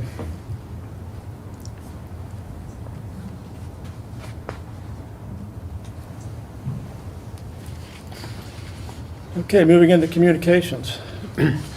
First one is a Raider Reindeer 4K Run Walk in Talleyrand Park on Saturday, near Talleyrand Park, Saturday, December 10th, 2022. Looking for approval. They're really mainly saving the date. They intend to follow up with the details and meet with staff to go over those details. So at this point, I would consider it a save the date. Okay, so I'll call for a motion and a second to approve the date of Saturday, December 10th, 2022 for the Raider Reindeer 4K Run/Walk. Do I have a motion? I'll make that motion. Dan, second. Bernier. Discussion? Just one question in the letter. They said they did give us a start time, so should that be in the motion? They said starting at 9 a.m. We can come back with all the details, Okay. but we're going to pencil in that date Okay, at this just a point. question. Sure, thank you. Any other discussion? Okay. All those in favor of approving the date for the Raider Reindeer 4K Run Walk for Saturday, December 10th, 2022, signify by saying aye. Aye. Opposed, same sign. Motion carries. Next item, the Faith Church Christmas candle lighting and carol singing event they'd like to schedule that for Talleyrand Park and the gazebo side for Friday, December 23rd, 6:30 to 7:30 would be the setup. I believe they want to go, our setup starts at 4 and they would end by 9. So looking for approval to use that side of Talleyrand Park on the 23rd of December. So we have two motions in this request. We'll do them one at a time. We have a call for a motion and second to approve the Christmas candle lighting and caroling event in Talleyrand Park gazebo side on Friday, December 23rd, 2022, from 4 p.m. to 9 p.m. and with the additional time allowing for setup and cleanup.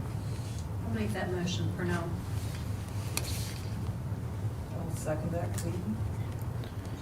Okay, we have a motion second by Purnell and Cleaton. Any discussion? Seeing none, all those in favor of the motion to, let me get back on my line here, approve the Christmas candle lighting and caroling event at Talleyrand Park Gazebo on Friday, December 23rd, 2022, from 4 to 9 p.m. with the additional time allowing for setup and cleanup, signify by saying aye. Aye. Opposed, same sign. Carries. The second motion is to I'll have a call for a motion and second to pay the administrative fee and waive the reservation and deposit fees. I have a motion for that. I'll make the motion for now. Is there a second? I'll second it. Cleaton, discussion. I'd like to amend that motion to remove the deposit fees because, and then I'll speak to it after I have a second.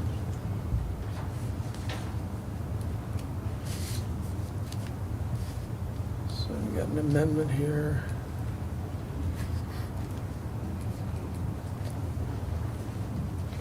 Okay, is there a second to Joanne's motion? I'll second. Sedgwick? The reason I'm removing is because we have a policy that we don't waive the deposit fee for any group, profit or nonprofit. And by the way, this group has already paid the deposit fee. If you notice at the top of the application, there was a check number.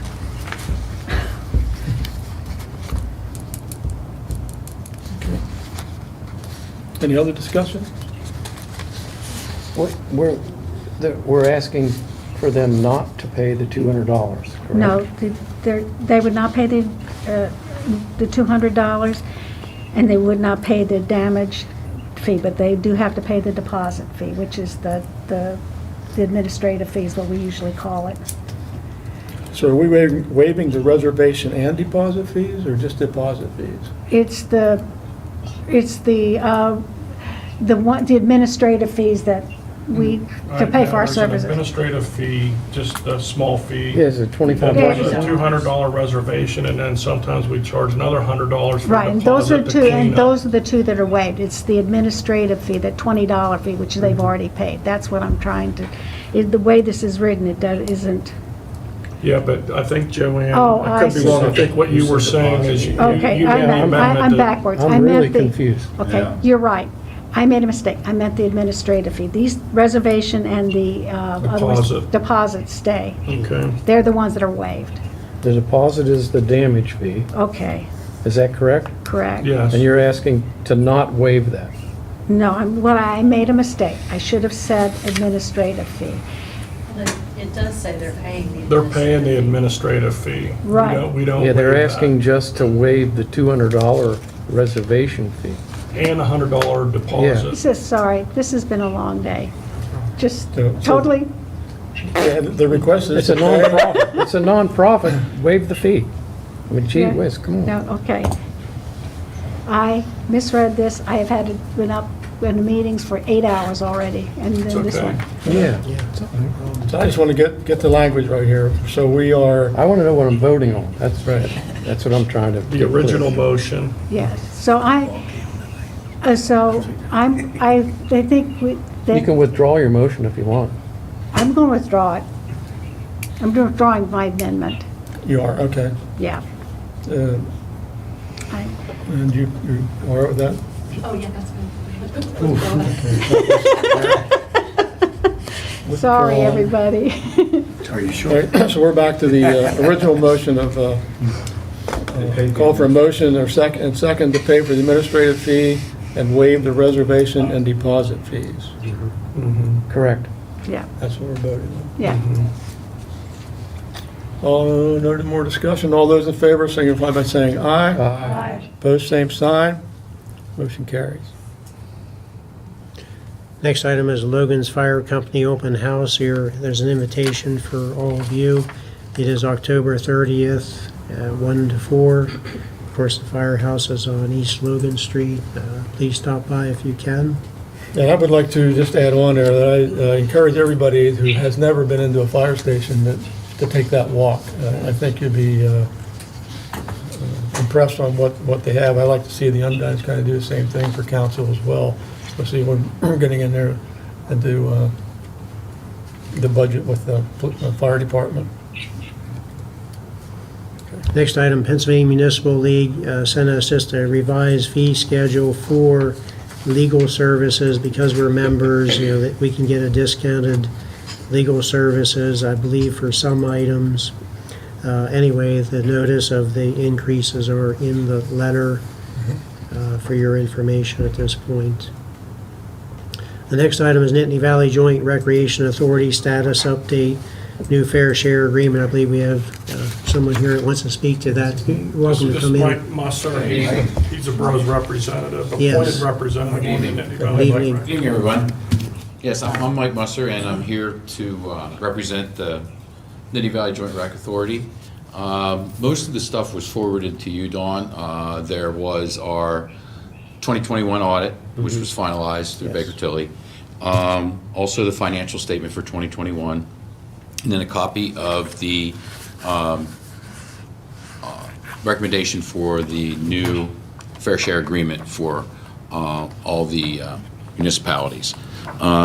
So that's what's been forwarded, and typically we come and we provide the audit for you, but that was done electronically, so that saves paper anyhow. Sure. And just to give you an update on the progress that we have for the Kepler Pool project, we went into an agreement with Delta Development Group, and they do the grant writing and project management and stuff for what we're doing. And at this point in time, we are at 2.175 with donations and grants that we've received so far to do the pool. And we have 2 grants pending. We have one pending for $995 and one for $75, which will give us a total of just around 3.2 to redo Kepler Pool.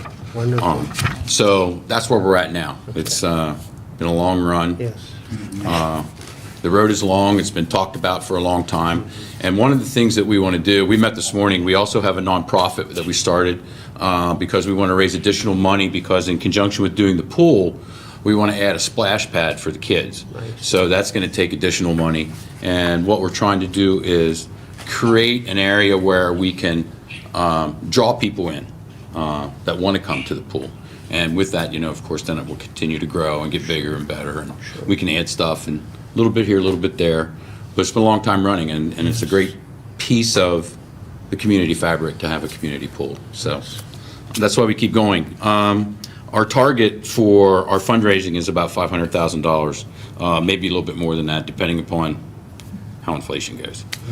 So it's a challenge. And with the new fair share agreement, the agreement follows, and I'm just going to read from the notes that were forwarded on that. The agreement follows the nature of the 2012 agreement, the original one.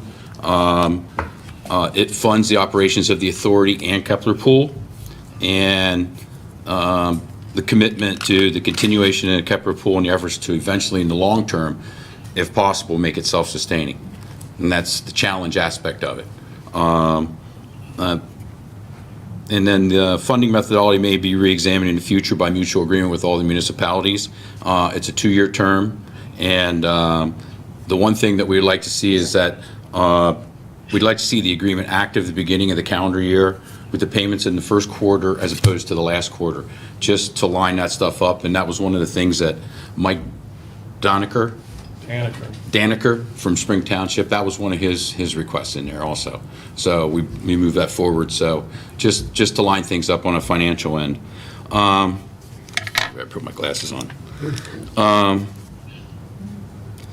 The other part of it is we have Penn Engineering along with Clearwater Pool doing a new design. We got an initial design back from them. We forwarded it back to them with some of our concerns and recommendations. And the 10th, next Monday, we're going to be meeting back with them, discussing options, and then hopefully releasing the plans and moving forward with that so that we can move forward to get things set up to do bidding, because we would like to have at least a few months of the swim season next summer. That's a very lofty goal with everything that's going on. But that's the challenge, and that's where we go with that.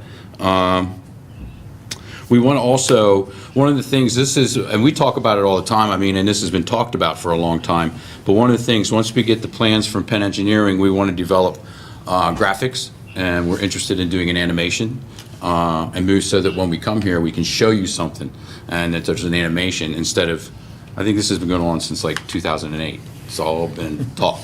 So now we want to show. And we didn't want to do anything like that until we knew we had money and that we can actually put some shovels in the dirt. So that was the big key, and that's sort of where we're at now. And it's really nice to be able to come here and tell you we're getting grants. So we're on the road. And the only other thing we did was we went up a couple weekends ago and we cleaned up all around the pool, got all that cleaned up. Thanks to the borough people for getting, we had some trees fall, so we went up and cut them up, and then we used the borough helped us with the brush, but we made it look a little bit more respectable for the wintertime, and we just thought that it was appropriate to make it, no need to leave it looking trashy. With that, I mean, if you have questions, I'll be more willing to answer them. If I don't have an answer, we'll promptly get you one. So. How close were those numbers to where you wanted to be when this all started? You said 3-point-something million. Is that enough to do the project? It should be, yes. Really? It should be. We're looking to do, we have it broke down into, the thing that we may have to do is move things around a little bit, Right. depending upon how we scoped it with certain grants were for specific aspects. It's broken into 3 phases so that if we didn't get all our grants, we would be able to at least start doing the pool. But what we want to do is we want to do pool, we want to do bathhouses, there'll be a new equipment, a building for just the equipment, 2 sets, instead of just one system that runs everything, there'll be a system for the pool, and then there'll be a filtration system for the kiddie pool. And there's another kiddie pool, but we're laying it out a little bit different. We might change the format, the footprint a little bit, and then we're plumbing it so that we get enough donations, we can add the splash pad. And one of the things, I talked to the people at the Huntington Borough, and they have the ISET pool, which the ISET family has a foundation just specifically for that. And this was 5, 6, 7 years ago. They did their splash pad, and it was $325,000 for a splash pad. But the big thing is to be able to show you what we're talking about when we're ready to move on it. But the money that we're getting, if we get all the grants, along with the matching that we have from the previous ones, we should be able to do all three aspects of it. Still a challenge, though. Oh, yeah. We all know what the world's going through Yeah. in all respects, so. What do you need anything from council to help? At this point in time, I mean, we're still waiting for 2. We're working with the engineering firm. It's the push to keep everything moving. Don't slow down, because time has a way of slipping by you, and next thing you know, it'll be spring, and we don't want to be just talking about it. We're talking about it again. Yeah, well, I don't want to be talking about it again. No, we don't either. That's why I'm saying. Yeah. I'm excited that we're this far along. I mean, Yeah, that's we're very exciting. very impressed that we have achieved the grants that we have, and Good we're just job. waiting to hear a couple more. So, Yeah, good job. thank you. Yeah, Mike, I want to thank you and everybody on the Nittany Valley Joint Recreational Authority. I know I was on that for a couple years. It's a daunting task, and to hear the progress that you and everybody's made for this community is incredible. It's great for the community. It really is. Just the thought of hearing laughter and music and kids and seeing families at that pool again would be a huge asset to the Bellefonte community. So Well, and thank we're you. learning too. And thank you very much. And we're learning. We met with people this morning on the nonprofit side of it, and I mean, I tell them right now, I was like, I need your help. This is not something I ever did. So, I mean, we're willing to work, but we need to learn, we need to know, and we need help. So we're learning how to do those things and get more people involved and doing those and being involved that way. And it's a great thing for the community. Had it not been for my daughter, I would, swimming, really? You know, I'm a typical other type of sports, you know? Anything that gets you hurt, you know, so. But you got a good shirt on, I like that. So for us, I mean, we're asked to approve a motion to approve the drafted fair share. I'm assuming that these 4 bullet points are the ones that we're mainly working with. Yes. Mhm. Okay. The funding hasn't really changed. It's still No. $1 Per head. Yep. Mhm. Okay. Just- And that's, I mean, it's, I remember 6, 7 years ago, we went around to the municipalities. And I do think that especially now with 2 years of not having it, I think people realize, sometimes you don't realize what you have till you don't have it. And like I said, it's a very important piece of the community, to have a community pool. It's very important. At least, I think so. Thank you. All right, thank you. You have a good night. Thank you. Appreciate your time. Thank you very much. Have a good day. So with that said, I'll call for a motion and second to approve the drafted fair share agreement with the Nittany Valley Joint Recreation Authority. I'll make that motion. No, I wanted him to stay because I had a question that might need to be answered. Okay. Will that affect the motion? Have a It motion, might. I need a Might vote. second. I'll make that motion. Johnson made the motion, you can second it. That's what he's doing, second. So I'm putting you down for the second. Bonnier. Discussion. Yes, he just said, which is why I tried to get him to stay for a second. He said that we were changing the date of payment from the end of the year to the beginning of the year. I quickly scanned through this and I could not find that in the agreement. I think that needs to be something that would be taken up with them, because I think that since the parks are part of property taxes, I don't think we could actually pay it easily until we get our property taxes in May. So the second quarter, I think, is fine, but first quarter might be problematic. I could see, the first or second quarter versus the end, because of that reason. I could see that. So that's my only hesitancy, is that first quarter, I think, would be out because of the way it's funded.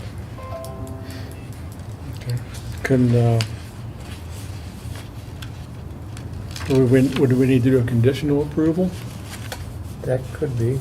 Or we Say, could use as funds all come part of in, Yeah. we could pay it in the early part of the year as funds become available. So I'll make that amendment. Yes.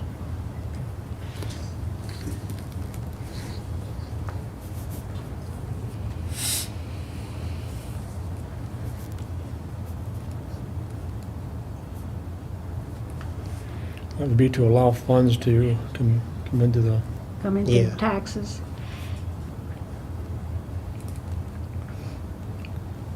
okay. So we have an amendment. There's a motion, I didn't hear it. Is there a second to the amendment? Joanne made No, the not the amendment. amendment. There isn't a second to the amendment yet. Yeah, I didn't hear that. We have a second for the, I'll second it.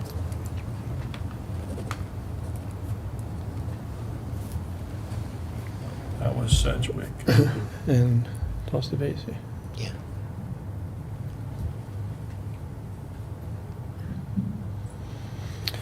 Okay, any discussion on that, to, the amendment to conditionally approve to allow funding from taxes to come in? Right?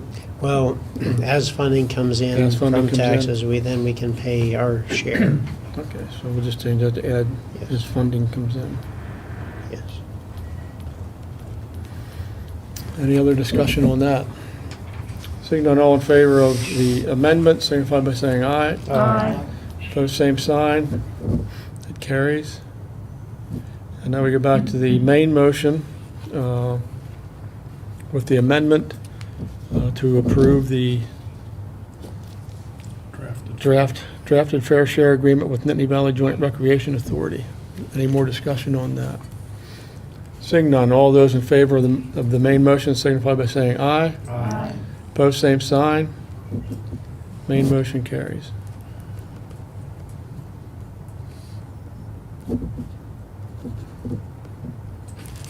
Okay. Next item is a notice again about the drought watch that's in effect. The letter's dated September 15th, so of course we've had some rain from the hurricane, the remnants of that. So It's just an FYI at this point. Question? Hmm? I read the letter, and they talk in there, it says that each municipality needs to have a drought contingency plan, and that it needs to be less than 3 years old. So my first question, is it less than 3 years old? I think we're working on an update to that plan. I think sometime recently, we were working with DEP on doing an update, because as you say, Okay, they so- don't last very So long. we don't need an ad hoc committee, we can do that No, administratively? no, it's administrative, yes. Okay, thank you. Sure. Next item, just another letter that we thought we'd pass on. It's about abandoned oil and gas wells. Pennsylvania DEP is trying to locate any abandoned wells or gas of any kind and see that they're properly capped and closed. So if in your travels, if you know of any abandoned oil or gas wells, please let us know or contact DEP and provide them that location, and then they'll work to get them closed up appropriately. So I would like to quickly follow up from the conference I attended. They talked about this today, and they said that if you find them, let us know, let DEP know, and there may be funds to actually get them capped through the infrastructure bill. Okay, good. Next item is correspondence from a resident regarding speeding. I think that was the main issue. Just some concerns about the narrowness of Cherry Lane and people traveling too fast. We mentioned that we would refer this to the police department. I think the resident also asked about possibly speed bumps or something to get people to slow down in addition to speed enforcement. One of the issues there in Cherry Lane is that he's down by Jim's Okay. Italian Cuisine, and is right across from the parking lot. Yeah. So as you get cars pulling in to pick up, that gets narrower. And, because it's more than just cars. Sometimes you get some large trucks down there, and like pickup trucks, and they pull in to pick up, and it does make it tight to get through there. But as far as, to me, that kind of slows the traffic down as it is, but when that's not happening, maybe the traffic's worse there, but it's only like 30 feet from the stop sign, so I'm not sure how fast they would actually be moving at that point. Okay. Next item, maybe some comments about this. This is a notice about the Green Gov Council and Penn State Sustainability Institute's webinar series coming up. This is for your information. Started today, there are lunchtime events tomorrow through Friday. You can still sign up, and even though you didn't attend today's, and see what they have to say. What do they run? The one's about 1 hour, 12 to 1, Tuesday, Wednesday, Thursday, and Friday.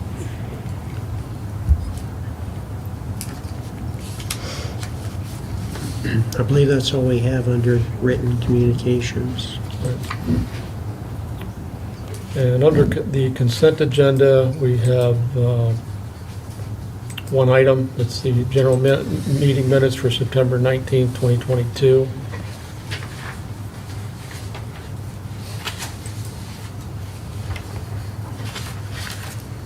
Do we have a motion for to approve the minutes of September 19th, 2022?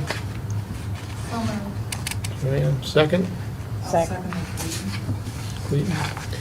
I'm just asking, since there was some discussions early on, and an item placed under old business related to this set of minutes, I believe, should that be addressed at the same time?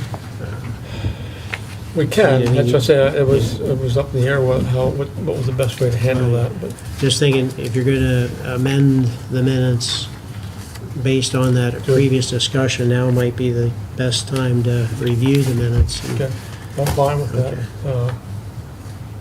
So, are there any other changes that we need to make to the minutes that didn't get made? Because the one at the one at the desk is the one that was the most updated one. I don't know. It is. Why don't you give us what you have, and we'll Okay, it's the check it. third page on my, Page page three. 3, 1, 2, 3, 1, 2, 3, 4, fifth paragraph, John Eaton, a member of Bellefonte Authority. says Mr. Eaton lives in Beach Creek. He lives in Bellefonte. Well, that was already, changed. that's already been corrected. Okay. He said he was from Beach Creek. Original. That's where he grew up. Yeah, I know. Okay, that was the only change. I know that got changed, and I saw Joanne's come out, and that's what was put on the table, was Joanne's corrections. Okay. Yeah, I Yeah, it's in your pile.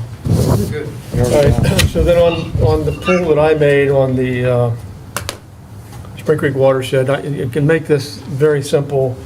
We can move, we can have a motion. Basically, what I'd like to do is have a motion to change, replace or substitute with amendment, and then accept it that way because that was voted in properly, and then go back to the main motion and vote this as the main motion, as it should have been. Because it'll change the main motion. You understand that, what I'm talking about? Are you sure you want to change the minutes? I mean, that's what happened. That's a matter of record. That is something you It's want gotta be to... reflected in these minutes. Yes, so let's be clear, you can't change actually what happened, even if it was a mistake. Yeah, I would let them go, and it's going to be reflected in, the change will be reflected in these minutes. Yeah, these minutes, you can make your statements and say this should have been done differently and going forward, but you can't change actually what happened. Yeah, that's what happened. Even if there's mistakes, that's what happened. That's what minutes. Okay, so it won't go in these minutes. No, it'll go in this. We leave that minutes. old business then? You could leave That would be those. clearer. Yes, you could, leave them as See, is. I did it right the first time. Well, I didn't know where you were I didn't know you were trying to change actually what happened. I was trying to correct what didn't happen. Okay. We're gaining on that. All right, so we have a motion by Trustee Vacy and second by Clayton to approve the council meeting minutes from September 19, 2022. All those in favor signify by saying aye. Aye. Opposed, same sign. Motion carries. Mr. Mayor, you have a report? Yes. Recently, we have had discussion about the baseball field at Governor's Park, and I have a correction that I would like to make and an apology. It is actually the John Montgomery Ward baseball field at Governor's Park. So tonight, I would like to spotlight John Montgomery Ward, born in 1860 and died in 1925. John Montgomery Ward was born and lived in Bellefonte before moving to Renova. He played on Penn State's first ever baseball team in 1875. He was an outstanding player, manager, and very influential as a union organizer for Major League Baseball. He pitched the second perfect game in baseball history in 1880. He was inducted into the Baseball Hall of Fame in 1964. He played for the New York Giants, where he was a pitcher and a shortstop. He had 26 career home runs and 867 career RBIs. And I just wanted to make that correction. It is the John Montgomery Ward baseball field at Governor's Park that is going to be getting some major upgrades, and in his name will remain. And it's amazing that somebody from Bellefonte is in the Baseball Hall of Fame. So my apologies for overlooking that, but it is the John Montgomery Ward baseball field. Very nice. Great. Gina, it's your turn.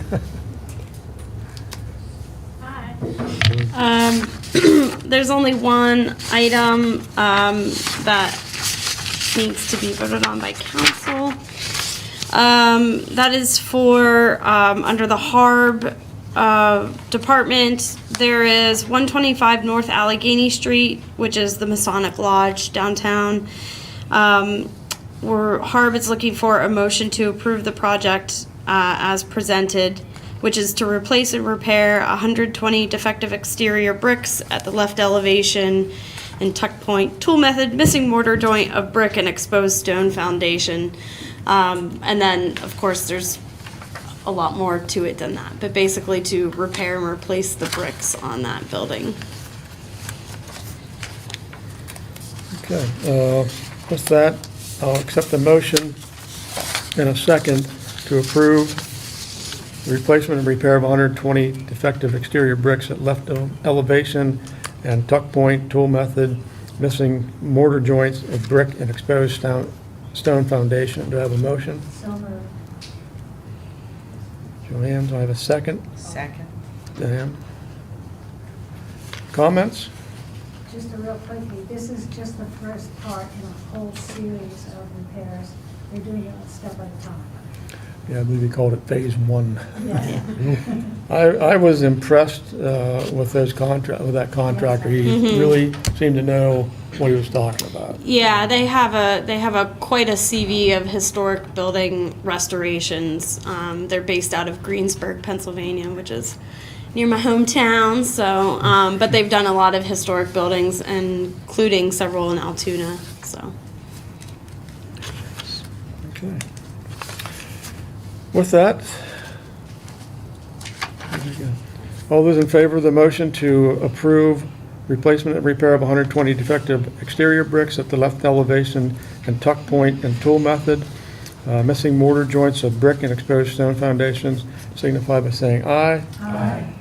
Those opposed, same sign. The motion carries.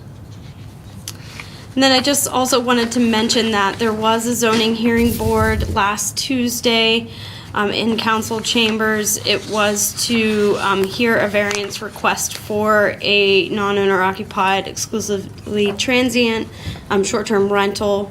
That variance was not granted by the zoning hearing board. The facts and findings of conclusions of law has not been published yet. That's still being worked on by the solicitor for the zoning hearing board. But once that is published, that'll get given to the applicant. And at that time, the applicant may appeal if they wish, and council also may appeal as part of the zoning hearing board process. So just wanted to make you all aware of that. So. Okay. Any questions for Gina? Seeing none, we'll move on. Thank you. All right. Let's go ahead and do this motion thing and clean this up while we can. So what I'd like to have is a motion to substitute with a, I can't think of that now. Amendment? Sure. Have that motion? I'll make that motion, please.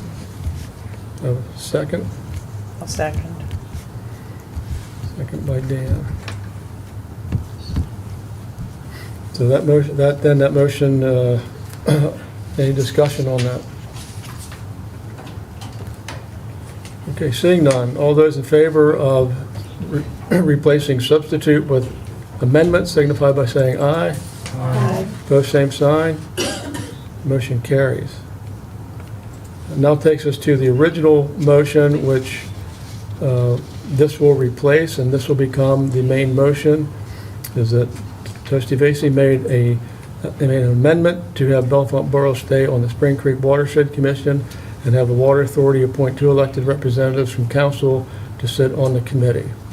With affirmation by council. Affirmation. Okay. I need a motion? So, what are you asking? I need a motion for that. I thought you just said we were just repeating, but yeah, I'll make that motion. Confused. Well, this was to finish that open motion that was. Okay. I'll second it. Basically, you're reconsidering that issue. Yeah. Any discussion on the motion? What, you look confused, Doug. I am. So what happened was with the motion that was made, we had two motions on the floor at the same time. That evening. Yes. That evening. And Yes. that's what we're trying to just correct that. So what the motion that Joanne made now becomes the main I motion. got it, okay. Okay? So that's where we're at. Any So other their discussion now. other discussion right now? So it says two elected officials appointed by, The or authority. recommended by the authority, and council has to. Affirmed by council. And that was the way, Are you sure they had to both be elected officials? that's what my motion was.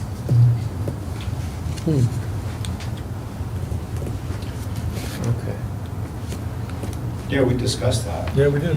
She said it was because it's the law. I don't know first- if it no, is. the You mean first that one- It's in the bylaws of the Spring Creek Water Commission? It is in bylaws in Yeah. Spring Creek That they Watershed. both have to be elected? No, just the first one, but the motion I made was for both. Yeah, so in the bylaws of the Spring Creek Water Commission, one has to be, but the other one doesn't have to be, Correct. elected official. Why do you want both?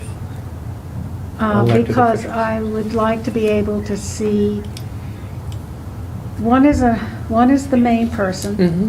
second one is an alternate. Mm-hmm. If the main person can't be at the Spring Creek Watershed Commission, I would like to have the council to be, as well as the authority, be apprised of what happened, and by having the second person also a member of the council, we will be able to have that report back.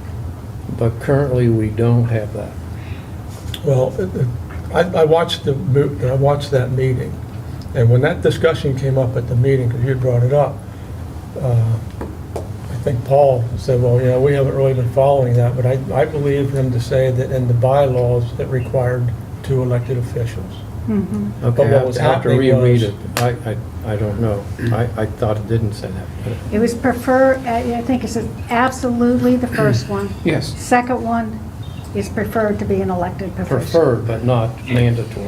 Joanne's motion was for two elected officials. The bylaws do not say that's required. It says the first person, the first main appointee is Must. elected.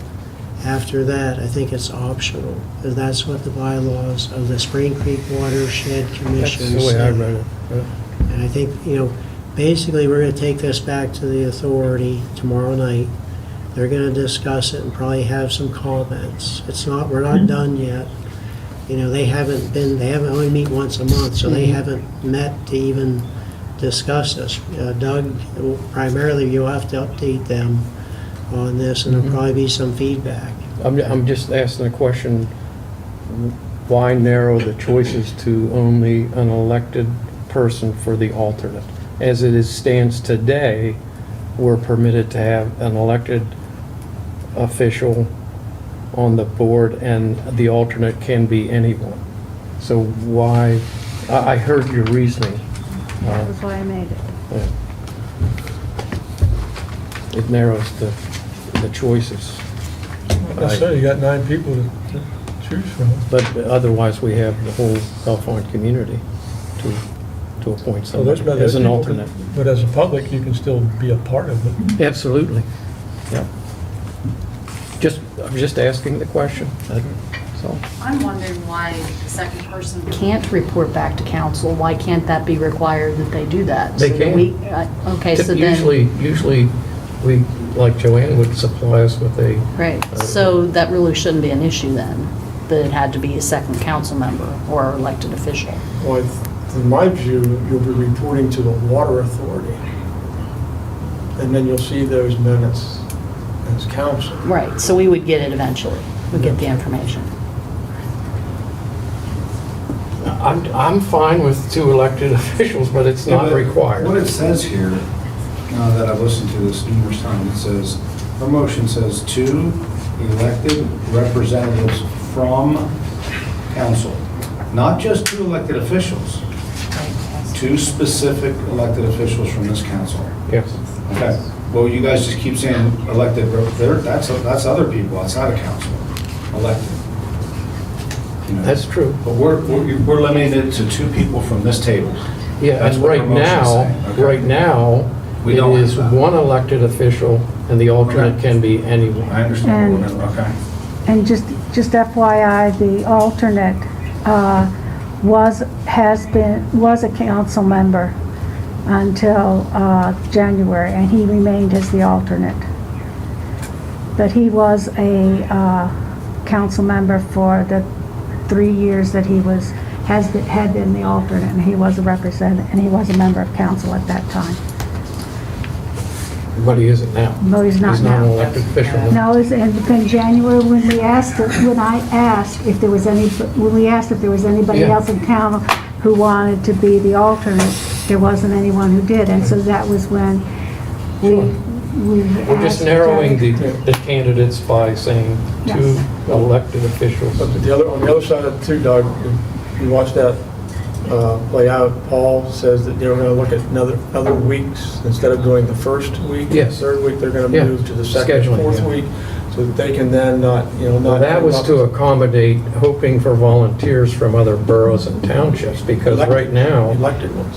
yeah, right now, Joanne and Paul are the only two elected officials, and Paul is saying if something happens November favorable for him, he will probably be resigning from the commission, and then there may be a position open for another elected official to be chair or vice chair. So they're soliciting other boroughs and townships to fill that spot by changing the meeting date. And that's a good thing. That's, so you have more of a selection. Yeah. I'm just curious as to why it has to be two people from Borough Council.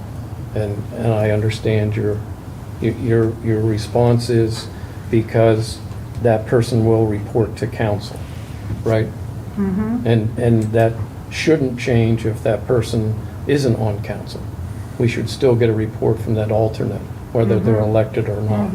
So But it'll come via water authority minutes.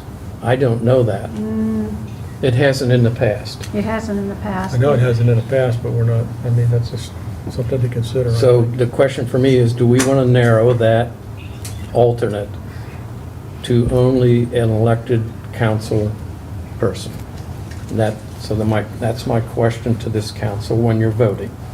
I'm just wondering too, is that going to create issues with the water authority if we're mandating that they have to come from council and they can't choose? We're not mandating that, they are mandating that. They haven't even considered any of this yet, and they're a half partner in this settlement. So I can't speak for them. They're going to hear this tomorrow night and discuss it. But And even if Well, we, let's get back to, all I want to do is clean up this one Yeah, motion. If we need to go back. this is and add an discussion, alternate, though. let's This is do it. discussion. But we could do it later. no, this is for the vote. I know it's for the vote, but we could go back and change that later. If you Yeah, want, we if you can. want, if there, this just cleans up this motion. And then we can talk about what we want to do for 2023. We have that much time left, so, but it also gives. The authority, the chance to respond. Just respond. Maybe they Okay. want it, maybe they want it. Okay, that makes sense to me, yeah. Elected, maybe they don't. But the option would still be there, even though we're basing this motion on what that Joanne had made that night. That's fine. That helps. Call the question. All right, we have a question called. All those in favor of the amendment to have Bellefonte Borough stay on the Spring Creek Watershed Commission and have the Water Authority appoint two elected representatives from council to sit on the committee. With affirmation by council, signify by saying aye. Aye. Opposed, same sign. That motion carries. It was just a lot of housekeeping, but it works better.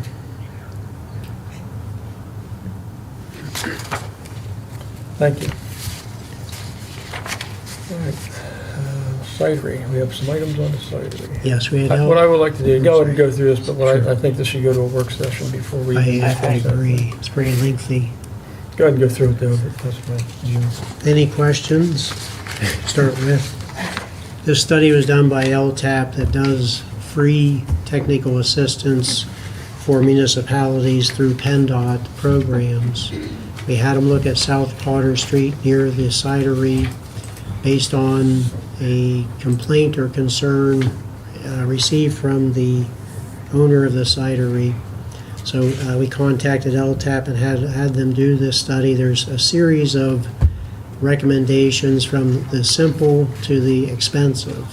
Simple as in putting up some of the fluorescent signage about a crosswalk as you approach both sides of where there would be possible people crossing. The engineer that did this study was reluctant at first to recommend a real crosswalk because it's mid-block. There's no real intersection there.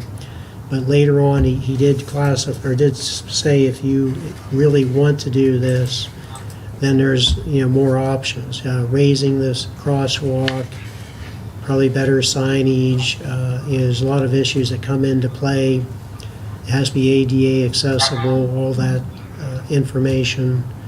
So it'll probably be the loss of a parking space to accommodate this crosswalk.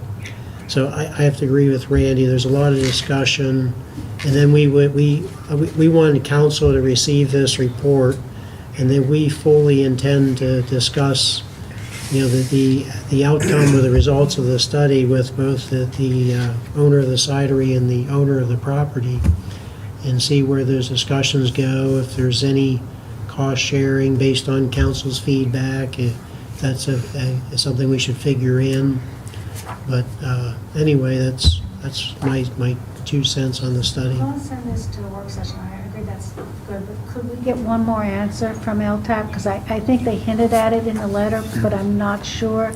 And would it be possible to reduce the speed to 15 miles an hour in the speed limit? I saw that comment. But it wasn't clearly stated to me that that was a possibility. I think I know past experiences we've had, we looked at reducing speed limit. There's another study that can be done.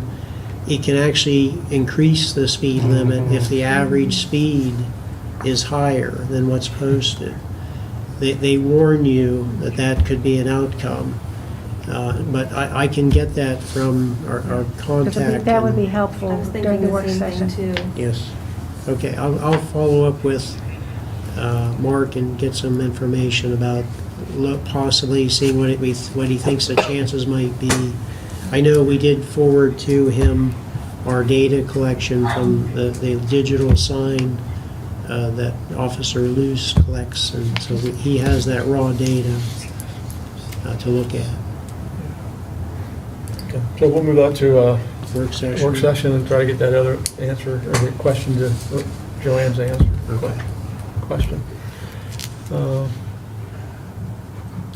Next up is the special event application draft. It's for your information. Probably be good for council to look this over when you have some time, and then we'll put this on maybe the first work session of November.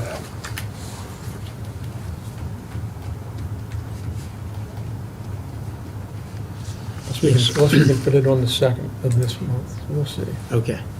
If you look it over and you have any comments, budget related, what have you, details, items we should ask, let me know. We'll adapt it or modify it to accommodate.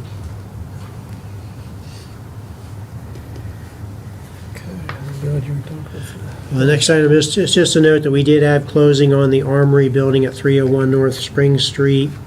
And I mentioned Randy created a committee. I did make a mistake here, and I apologize for that.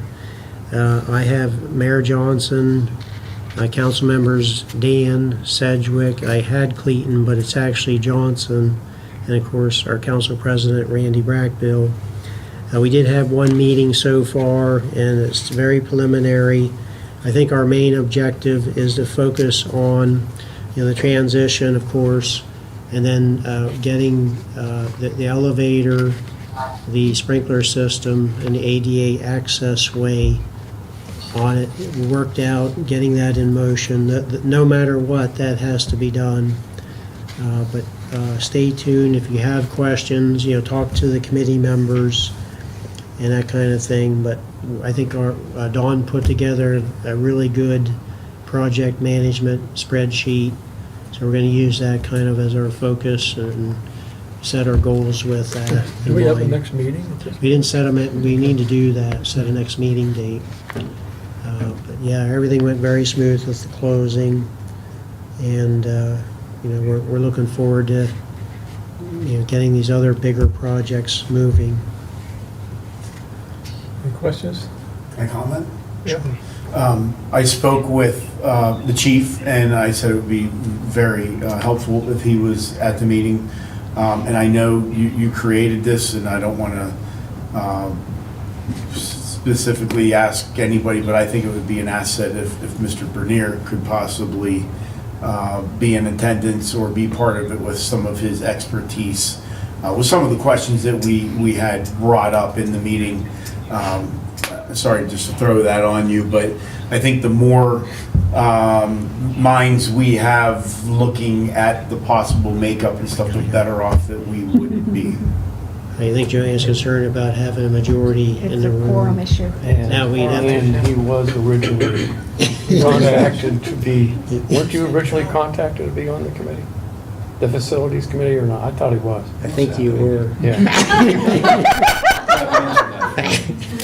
I remember having. More committees. I remember having a conversation with you.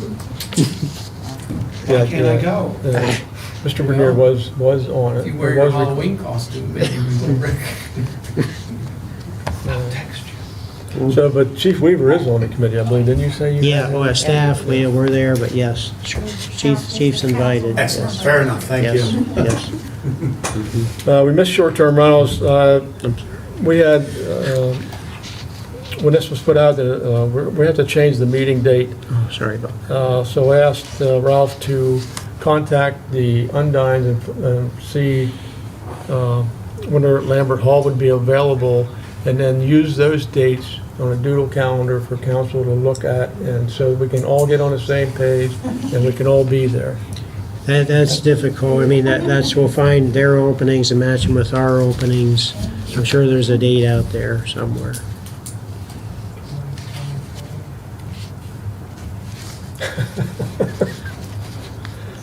Come on, gotta get better than that.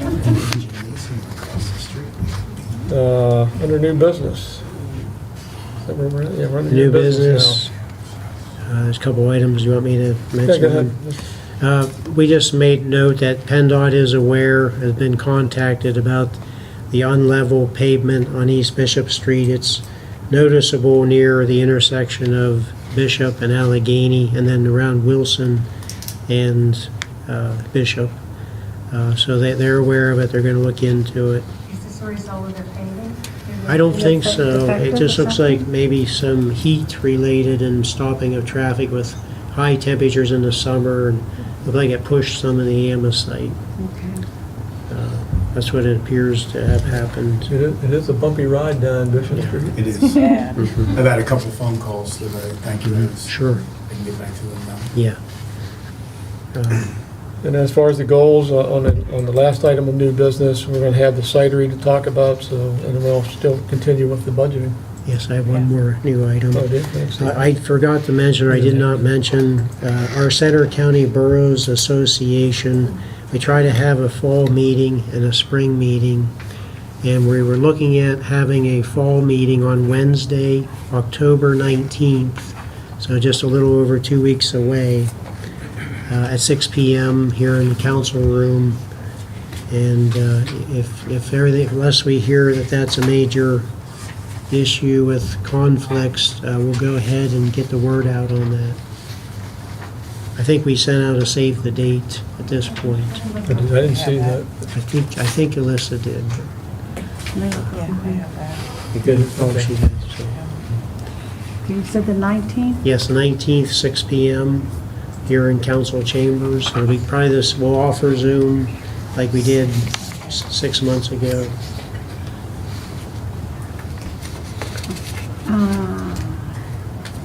Okay. Since I have to lead it. All right. With that, we are going to have a executive session after the meeting. So Do I have a motion for adjournment? Is there a comment period now at the end? No. No. we Maybe missed that. combined. Okay. Have a motion to adjourn? We'll get it next time. I'll make the motion. Doug, does a second? Second. Dan? All those in favor signify by saying aye. Aye. Opposed, same sign. Okay. Carries.